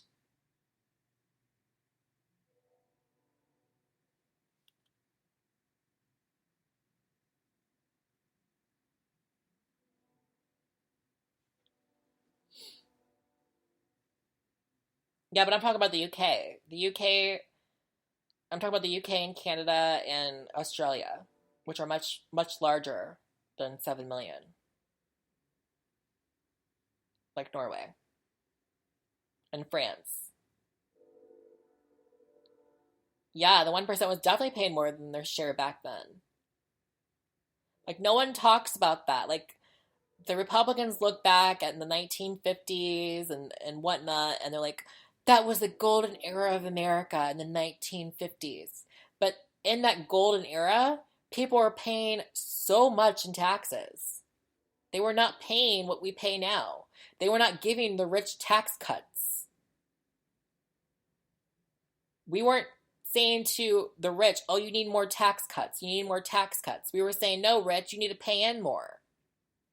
Like, it's why I get annoyed when they talk about Elizabeth Warren's plan, about 2 pennies, like her wealth tax. I don't understand the problem with the wealth tax. If you're making more than $50 million, what is the issue with the wealth tax? I don't get that.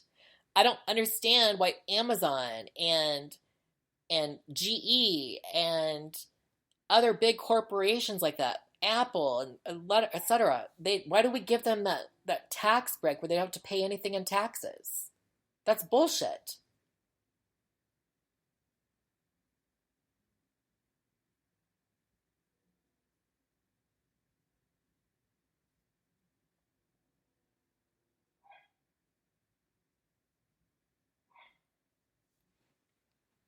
I'm just not for it. I'm not here for it. I don't think that you need a tax cut when you're making $50 million a year. You don't even People can live their whole life on $40 million a year without working ever again. It's ridiculous.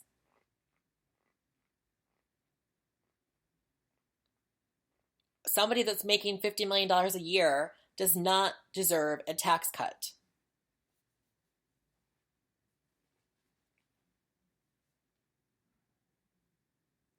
If poor people had tax cuts, or they didn't have to pay taxes if they made a certain amount of money a year, we wouldn't really need as much welfare as we do.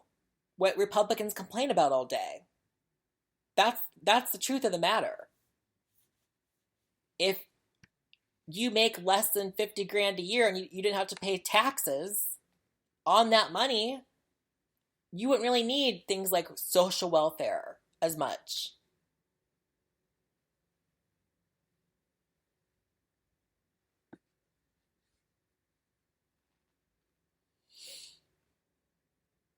Now, I know that my Mason's issue was Mason's issue with the healthcare for all or Medicare for all is that he's worried about it being crappier healthcare, and he's also worried about the length of time that it would take him to get into the doctor, because already now when I try to go see a doctor, sometimes it takes me, like, I'll be like, I'm ill, I'm sick, I need to go see the doctor, and I won't have a plan to go see that doctor for 3 weeks. And that's on Blue Cross Blue Shield. So by the time that 3 weeks come, like, what's the point? What's the point of going to the doctor if I'm better in 3 weeks? I mean, I guess I could go to emergency care. I can do that, but to actually see my own doctor, sometimes it takes me 2 or 3 weeks to see that doctor. And by that 2 or 3 weeks is over, I'm not even ill anymore. So he's worried about, like, if it was Medicare for all, we'd have longer lines and we wouldn't be able to see our doctor even now that it's 2 weeks, it might be like 2 months. That's what he's worried about. And he's also worried about the quality of care and not being able to have like the same care package that we have now, that we'll get something less. So that's his complaints about Medicare for all.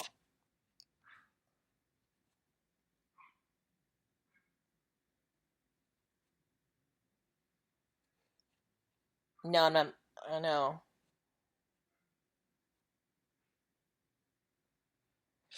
No, like I just said to the person on my Twitter, I just said, if somebody making under 50,000 or 30,000, let's do 30,000 because 50,000 is pretty good for a middle class income. I mean, it's not great, but it's good. Let's do 30,000. If everyone in America under 30,000 didn't have to pay any taxes, or they had to pay, 1% of their money towards taxes, if even that, we could reduce social care or social welfare even more, because they would be keeping most of their money. They wouldn't be having to pay in.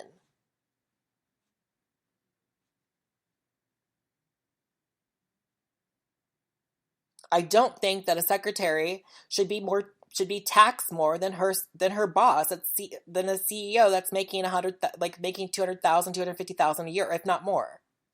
Like, it's ridiculous that a secretary is getting taxed more than a CEO that's making $250,000 or more a year. That's ridiculous.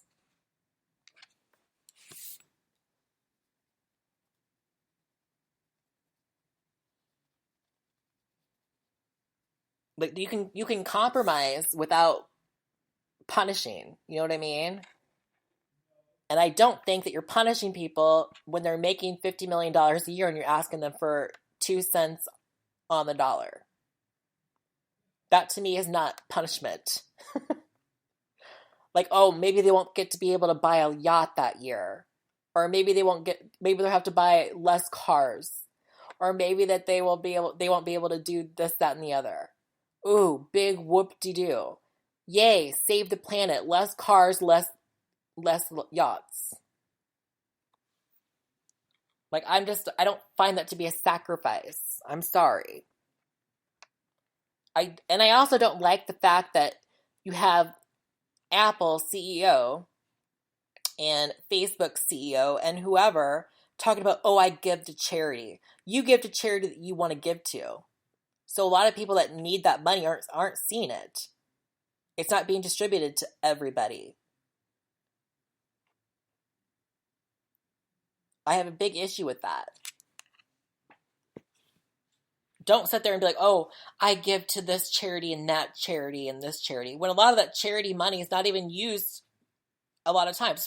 That's why when I go to, like, everyone's like, when I go to Whole Foods, they're always giving for something from some charity. And I never ever donate. And I'm going to tell you why I don't donate. It's because a lot of times that donation money never goes to where it's supposed to be going to.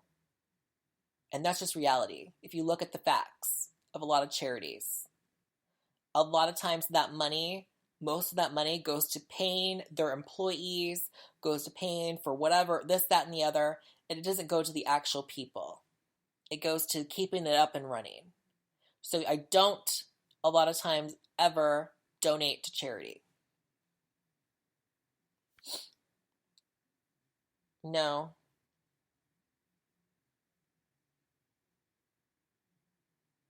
No. Ooh, Twitter. You guys are always so sassy. Twitter's always so sassy. I swear, I just have so many Republican fans. It's just ridiculous. I don't know why I have so many Republican fans. I have so many Republican fans.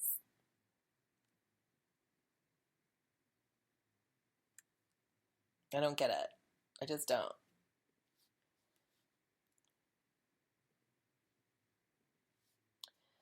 No, anti-war.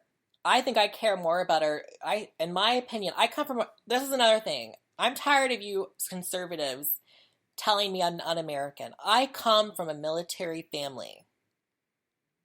My dad served. My uncle served. My grandpa served. My brother served. My sister served.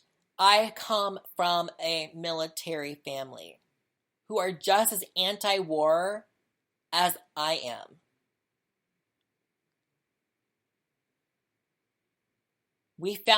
Most people found Vietnam to be a waste. Most people find Iraq War to be a waste that are veterans. A lot of people don't understand why we're there, that are fighting over there right now. We have killed thousands and thousands of people over there in Iraq when there was no weapons of mass destruction there. None. There was nothing. It's a poor region, and you're droning their places of their weddings, their homes, and whatever to get one terrorist while killing a bunch of innocent people that have nothing to do with it. And then people in America are like, why do they hate us? Or they're jealous of our way of life. They're not jealous of your way of life. They're tired of you being over there fucking bombing them. Just like we'd be fucking over if they came over here and bombed a bunch of our children and our schools and our people and our hospitals and our doctors and our whatever. If they were over here doing what we were doing to them, we would be like, get the fuck out, and we'd be fighting back. We'd have some crazy patriots, Republicans out there with machine guns fighting back. We'd be shooting down drones too. We'd be telling them to get the fuck out too. We've been in this never-ending war for over 20 years, and we still have not won. We are still fighting.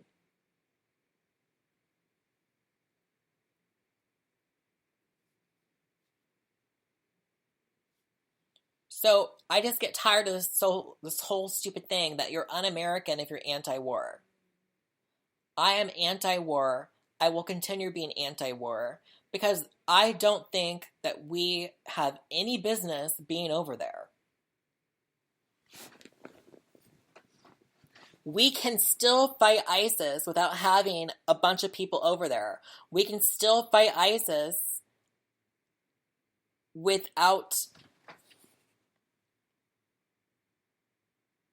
Yeah, he was bad about that with droning. He was horrible with droning, and I criticize him a lot, and that's another thing I'm tired of.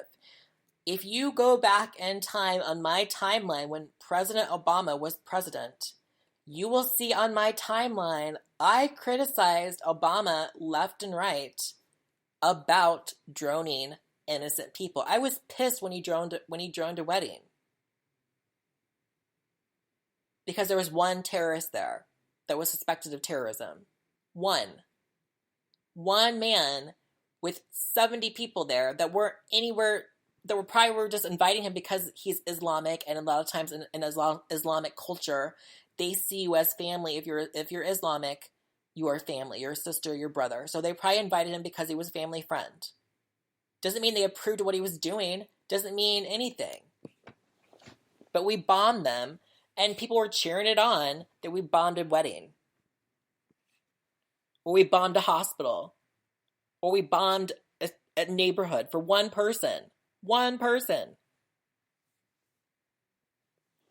It disgusts me. So yes, I'm anti-war. And I will continue being anti-war. Whether it's a Republican president or if it's a Democratic president, I will continue being anti-war. Doesn't matter who is in charge.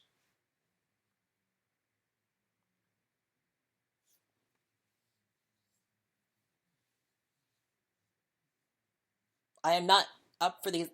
And then you keep on saying, oh, the soldiers are fighting for our freedom. They're not fighting for our freedom. Iran is not trying to take our freedoms away. Iran just wants you guys to stop with the fucking sanctions and stop what they're doing. That's basically what they want. They want you to lift the sanctions so you stop starving their people. It's still, sanctions are still a form of warfare.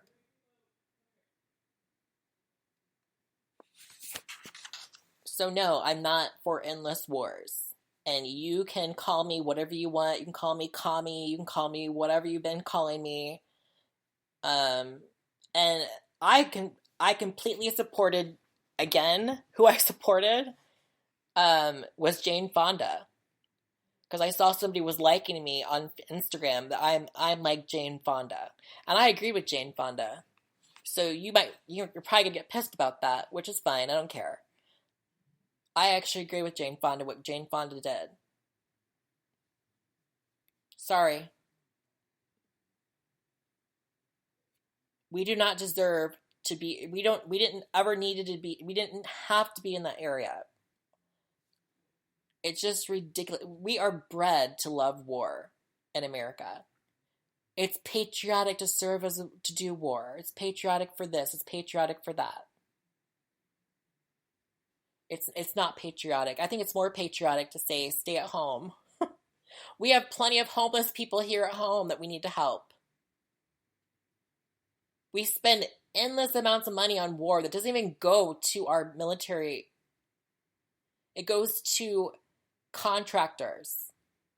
It goes to people making planes and stupid shit that we don't even use or need. Just sits there. Just so some fucking contractor can have some kind of money to make some other stupid weapon.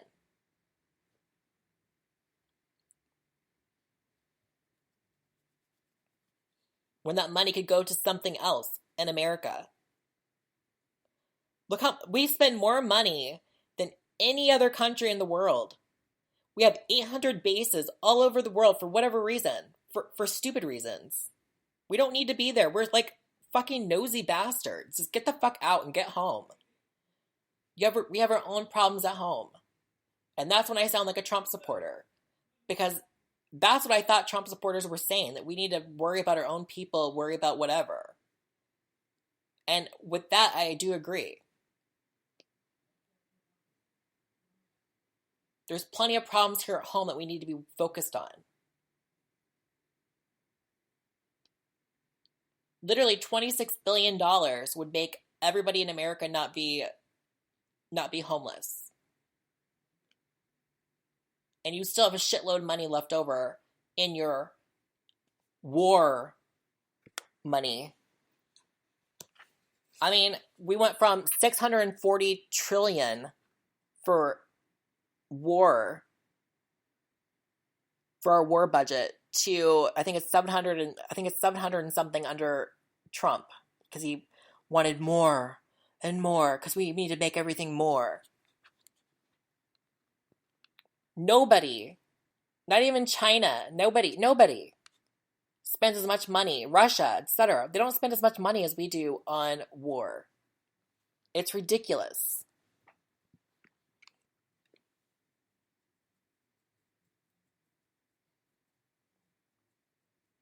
Oh, I don't agree with the transgender military ban, obviously. I don't agree with the transgender military ban, obviously.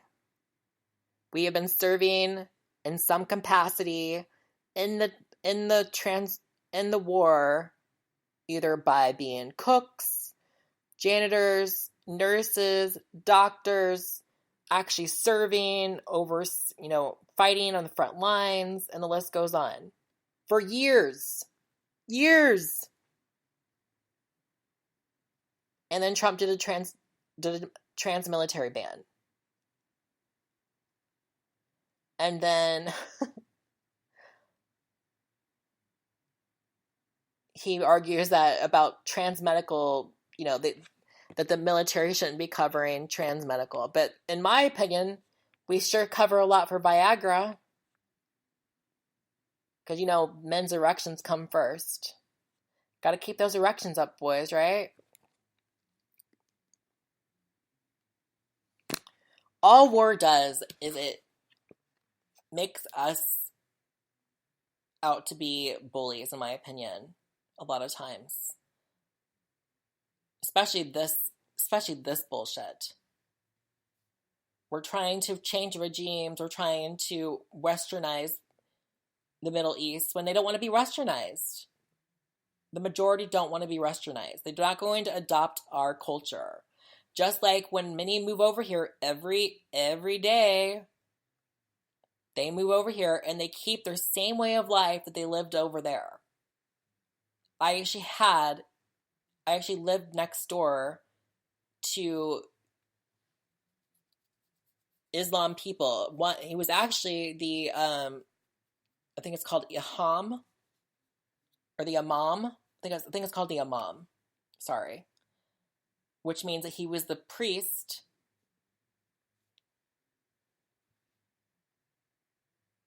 and they lived basically the same way they would have lived over there. Everything was the same. They were the sweetest people, so kind, so nice, so whatever. But they were Muslim. Big whoop-de-doo. Who cares? I don't understand why people are so, like, anything that's not Christian, we have to hate them. When Christians have their own issues and their own problems.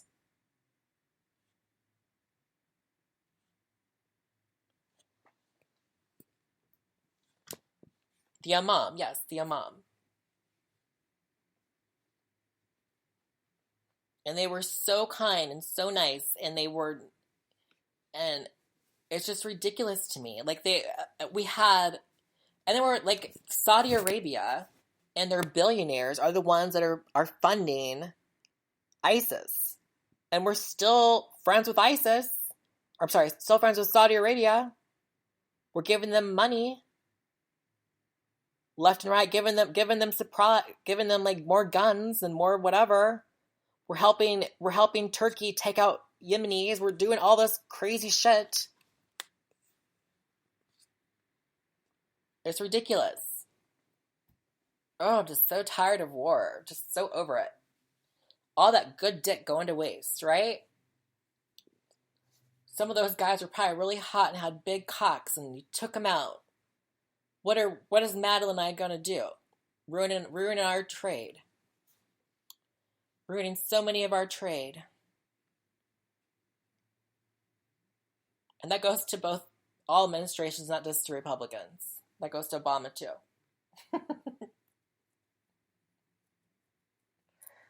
Taking all the good dick away. How dare you?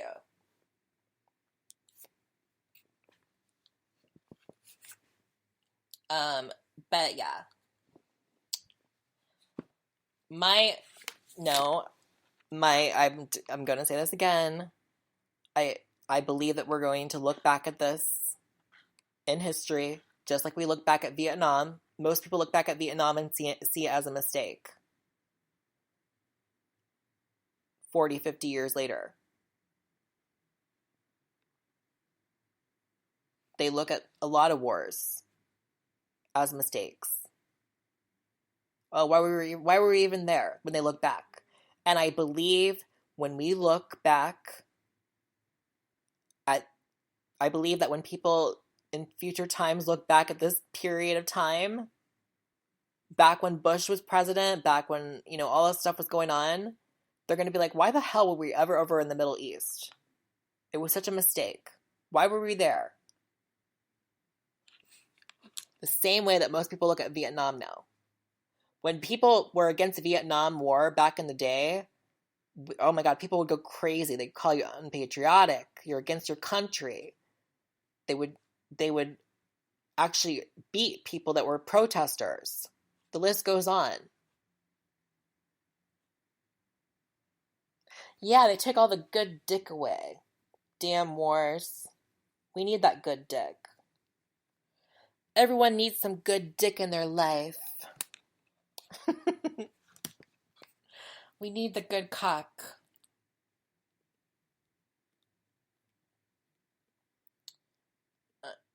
No, I don't want to serve in the military.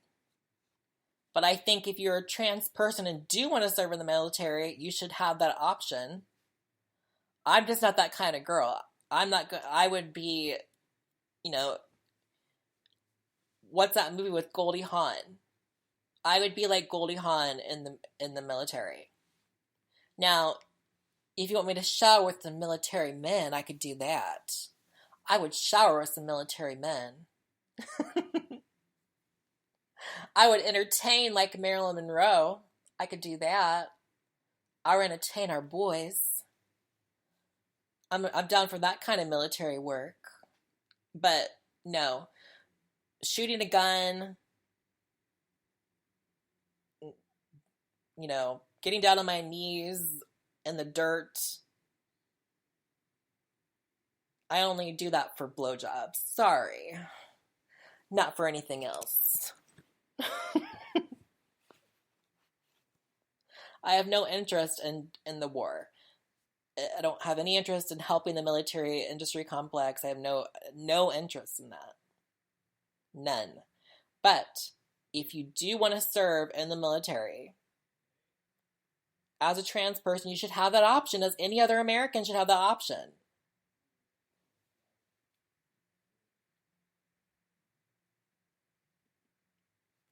No. Nope. I don't. I don't.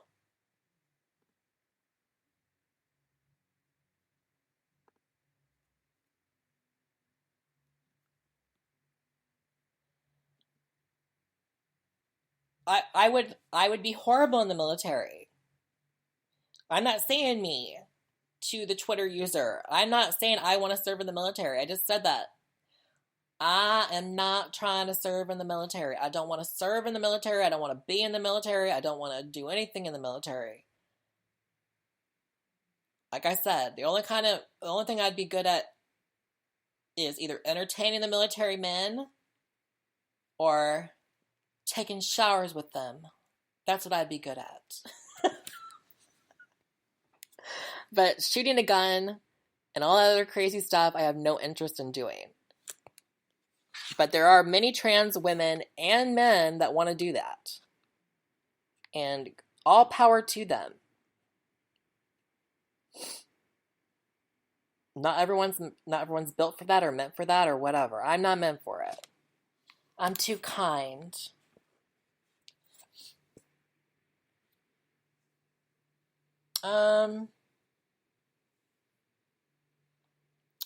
No, I don't.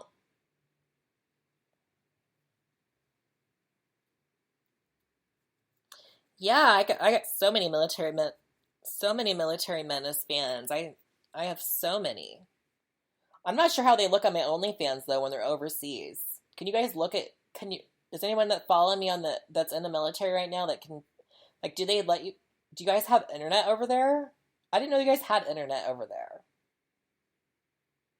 But I have a lot of fans that are overseas that are serving in the military.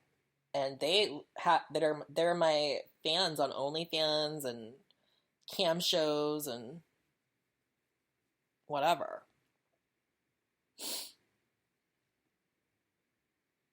Like, are you guys looking from the barracks, or where you guys, like, how do you guys? Because I just saw a thing that Trump wasn't allowing people to go over with their phones when they went over. Like, you had to leave your phones behind.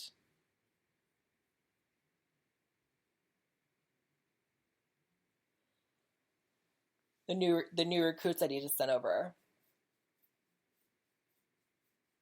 So I'm not sure how you guys are seeing my Twitter and Snapchat and OnlyFans and whatever else you guys are part of. So I'm just interested in how that's happening. Not that I'm complaining, I just want to know.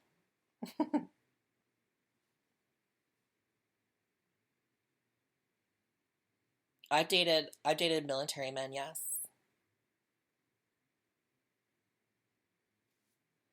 I've dated military men, a few Marines, two naval men. I think three Army men.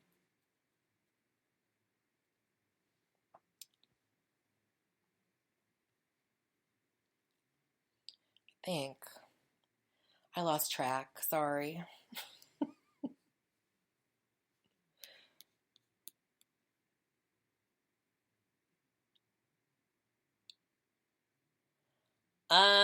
I get annoyed when the only time I get annoyed by a military man is when they call me ma'am.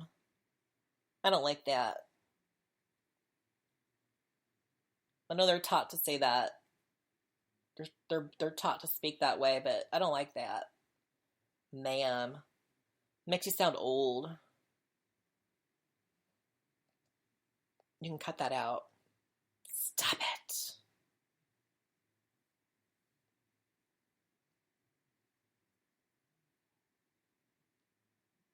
I prefer miss. Miss? That's better. Miss? Don't call me ma'am.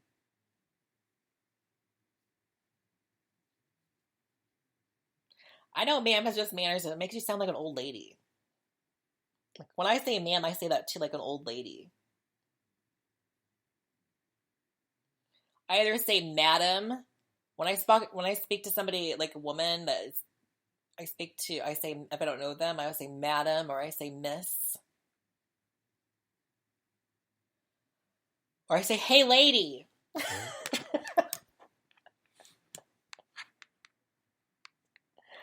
I don't like ma'am. Don't like it.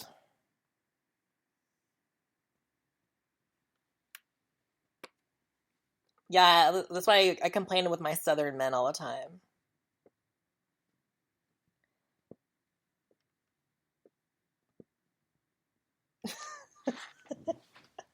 I do. I say, "Hey, lady," like when I'm at like a store or something, and I'm like, "Hey, lady."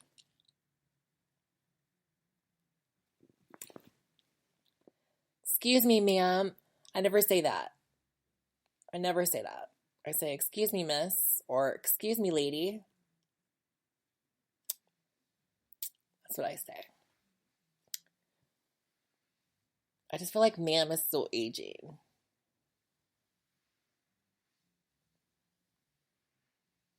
You say ma'am? Ma'am.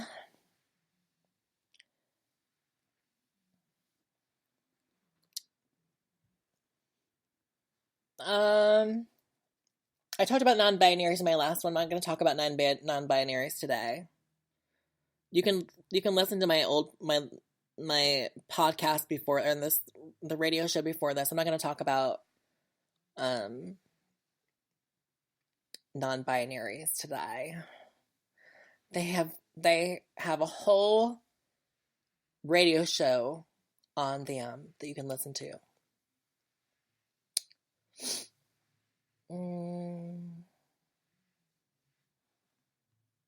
Oh, gay men. Yes, let's talk about that. Let's talk about that. I'm finding that cis white gay men are becoming transphobic. And it's sad.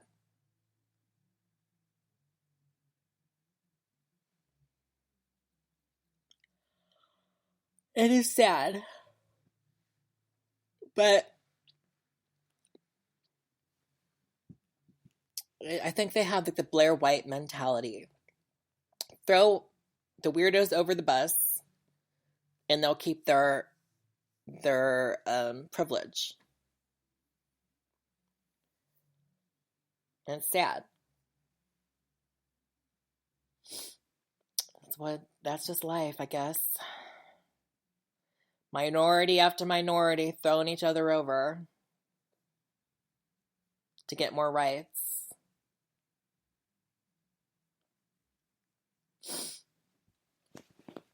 No, I don't like people like that. Sorry.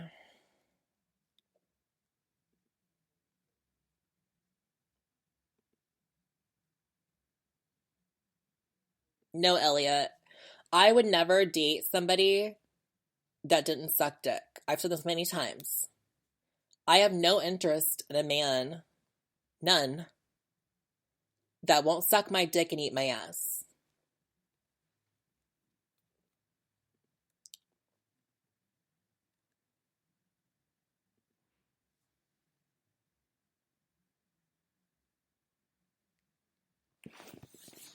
No, I'm just reading. I'm trying to read the Twitter and Snapchats. That's what I was doing.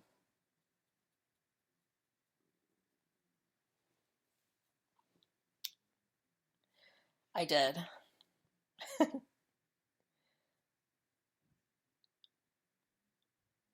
Nope. Well, actually, Elliot, many girls do feel that way. You would actually be a positive for most girls, to be quite honest with you.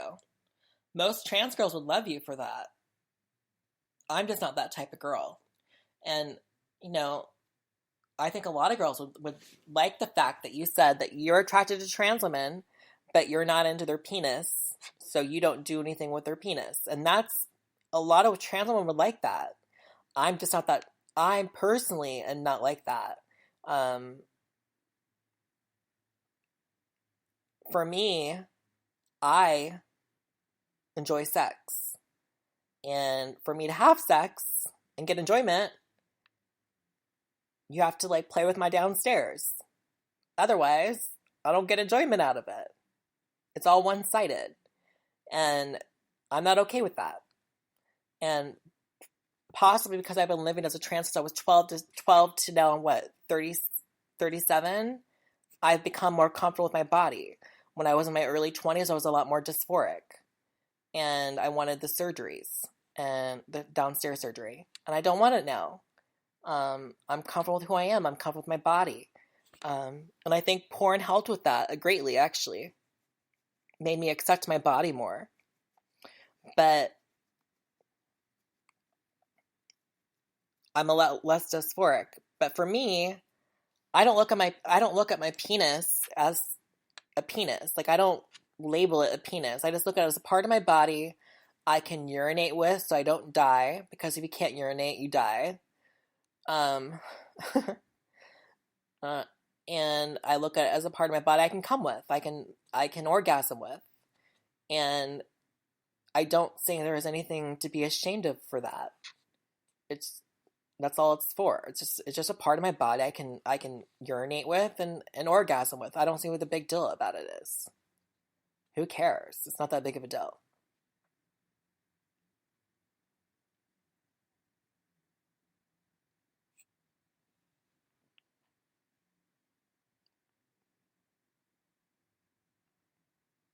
No, Ellie, not in its current state. I know lots of trans women are going post-op every day now.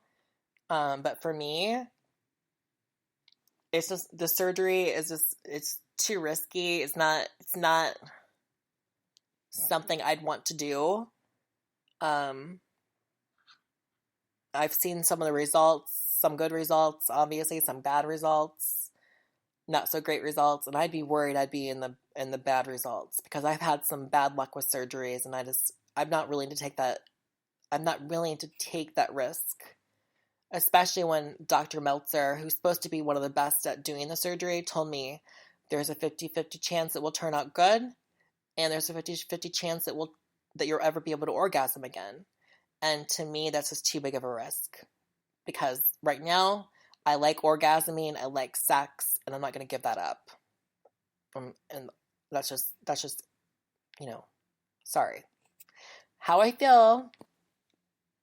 Now, they are making clone sexual organs in labs right now that they are pitting in women and men that lose their body parts or deformed body parts or are born with half genitalia or whatever. They are cloning their DNA and making penises and vaginas in labs, and then they implement those into people.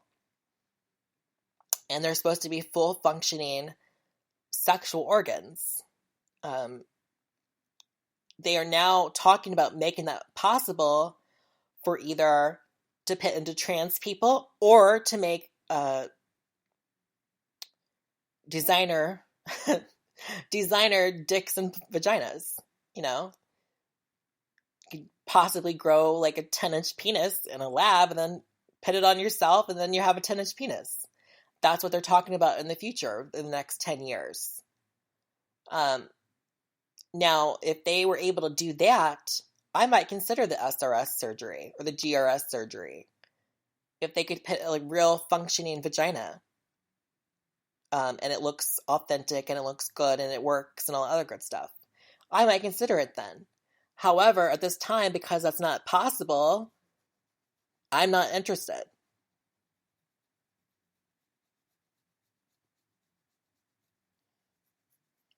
But that's what they're hoping to do in the next 10, 15 years. They're hoping to make designer sexual organs for the downstairs. And then, or implement them into trans people.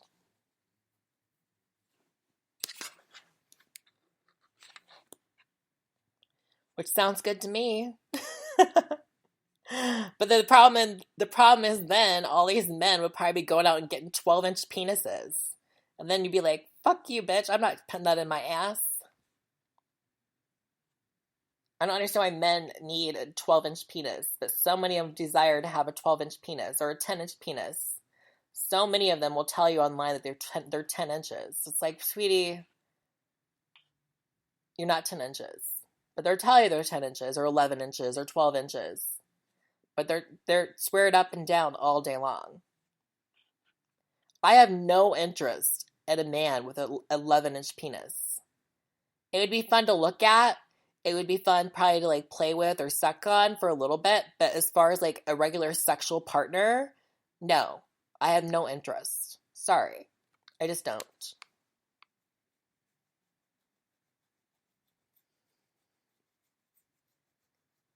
I like guys between 6 to 8 inches.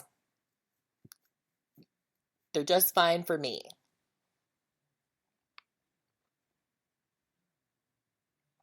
Yep, sex is all about pleasure and orgasms. It's all it's about. Why would I want to give it up? I don't understand. Oh, and Elliot, that's fine. You are totally... I totally validate how you feel. Like I said, I'm just not like that. I am not a girl that is like that. I have no interest in one-sided sex. That's how I view it. It's a one-sided sex. You get all the pleasure and I don't get nothing. And I feel like that's why a lot of women don't like sex, because, most women, the majority of women, well, not the majority, I want to say over 53% of women never orgasm in their life. That's a lot of women. That's ridiculous. I'd be pissed. I would fucking be pissed. I would scream if I couldn't orgasm.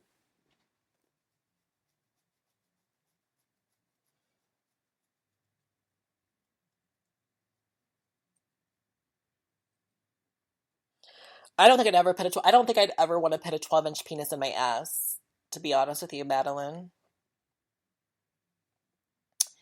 I would suck on it. I would like to look at it. I'd play with it, but I would never want to put that in my ass. I'm not into fisting. I'm not into anything like that. That's just too much. Too much of a good thing, in my opinion. 12 inches is just ridiculous.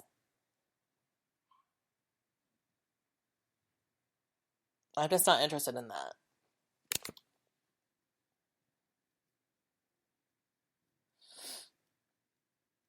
Yes.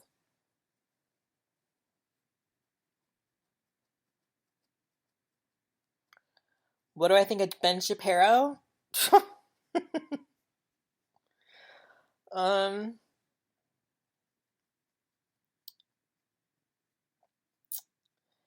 oh God. I think Ben Shapiro is gay, to be honest with you. I think Ben Shapiro is somebody that is insecure with his own sexuality, like most people that are phobic. And he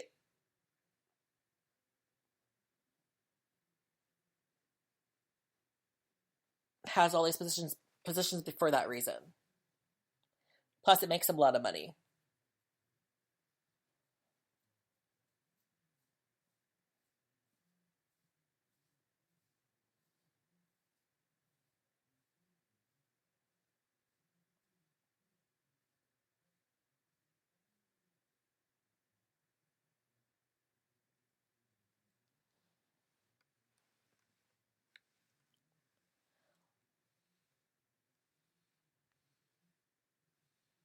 Do I think men that are into trans women should swallow?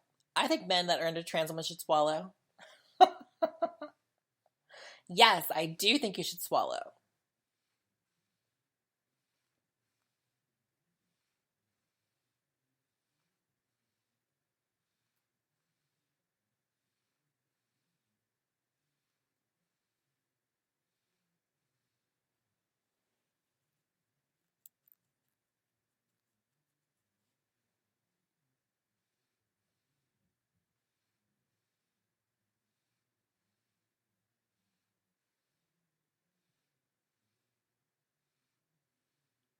Why do men kill trans women? Insecurity, shamefulness.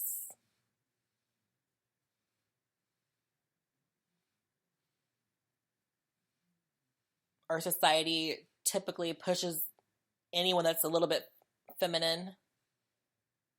If you're not living up to the male standard, then you're an issue with society in general. You don't like to scratch your balls and watch sports, or if you don't like to go to the strip club, or you're not a womanizer, etc. You're a problem. You're gay. You're not feminine. You're not manly enough. Our society breeds that kind of thinking. So in essence, men a lot of times have that thinking. Not just hate toward. I mean, think about it. Men in general hate women.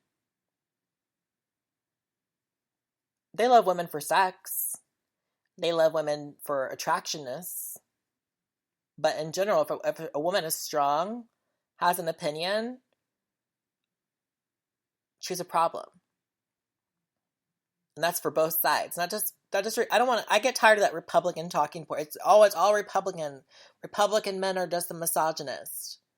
Leftists are just as misogynist many times. You will see that they are just as misogynist a lot of times as the other Republican counterparts. I love the Madonna song where she talks. There's a line in Madonna. Let me find that line. There's a Madonna song that sums it up very nicely.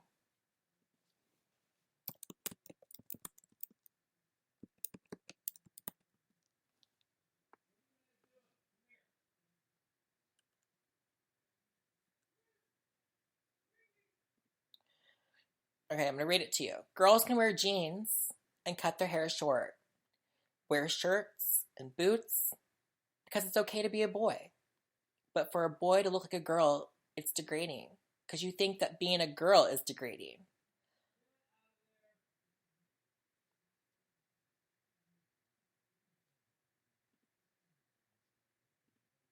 And that's 100% true about our society. It's okay for a girl to be a tomboy because because it's fine to be a boy. It's fine to be boyish. It's not okay to be girlyish. It's not okay to be feminine. And that's just the truth of our society. It sums it up so nicely. And that's why I give Madonna so much credit. A lot of people don't give her a lot of credit, but I do give Madonna a lot of credit. Like, if you look back at, like, old... Like, people give so much credit to Lady Gaga. But if you look back... I mean, Madonna was speaking out when they were...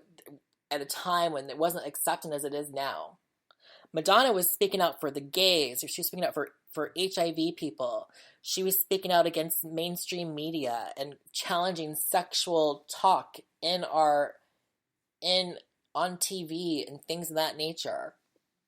She was going up against Christians and Catholics and everything. She was really like leading the fight on it. And a lot of people shit on her. A lot of people give her no credit for that. When she's the original Mamma Jamma. I'm sorry. Gaga's great. But Madonna was doing it in a time when it was a lot worse, when gays were actually dying left and right from HIV. When it was disgusting to be gay. When it was gross to be gay. And she doesn't get any of that. She doesn't get any credit. You see all these millennials hating on her all the time. It's ridiculous.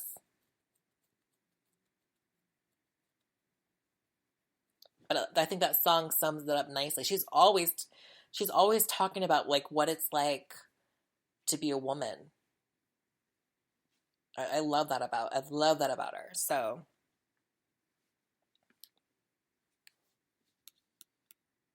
yeah, exactly.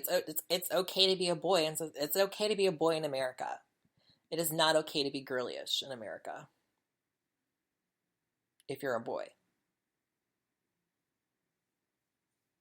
you're a problem if you're feminine.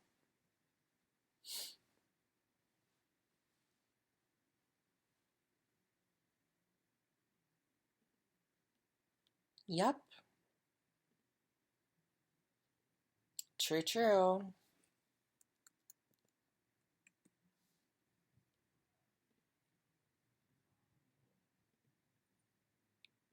Any other questions, guys? 'Cause I'm about to sign off. Been on for a while now. About 2 hours. 2 hours and 31 minutes.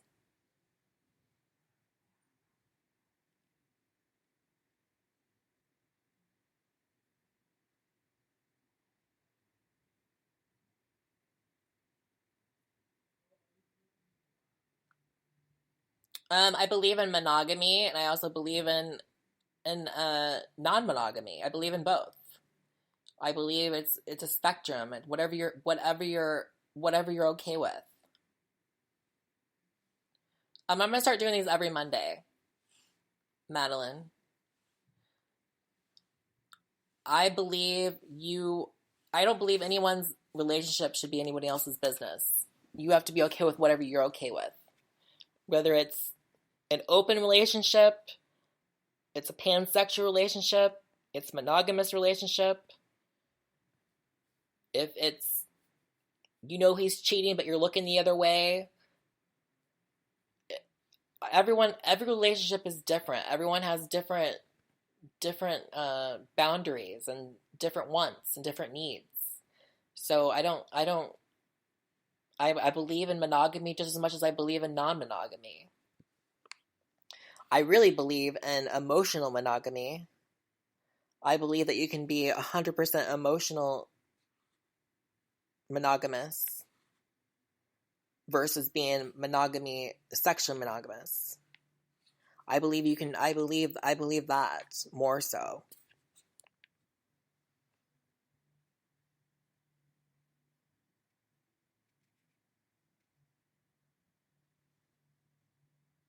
Okay. You don't think you can, Kyle, you don't think that you can be in a non-monogamous relationship with somebody? Again, you don't have to understand it. You're saying I don't understand it. You couldn't do that. And that's fine. That's great. And then you should find somebody with the same values and the same understanding. But there's no reason to discount somebody else's relationship just because you don't understand it. What works for you may not work for somebody else, and vice versa. I don't understand why we put so much judgment on things just because we don't understand it.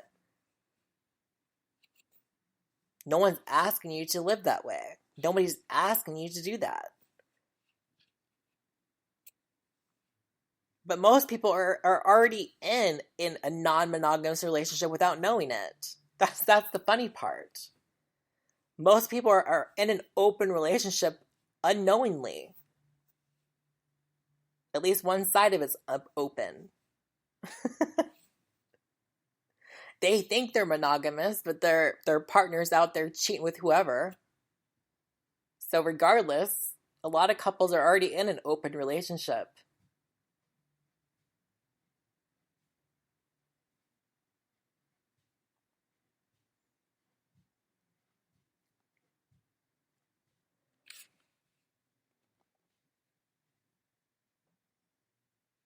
Mm.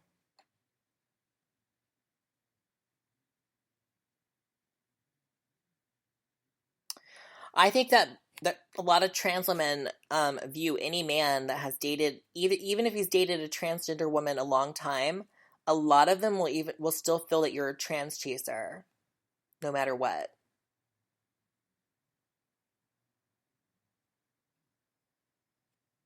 A lot of them want to be the only trans woman a lot of them want to be the only trans woman that you're interested in. They're the exception to the rule, and that's what many of them want.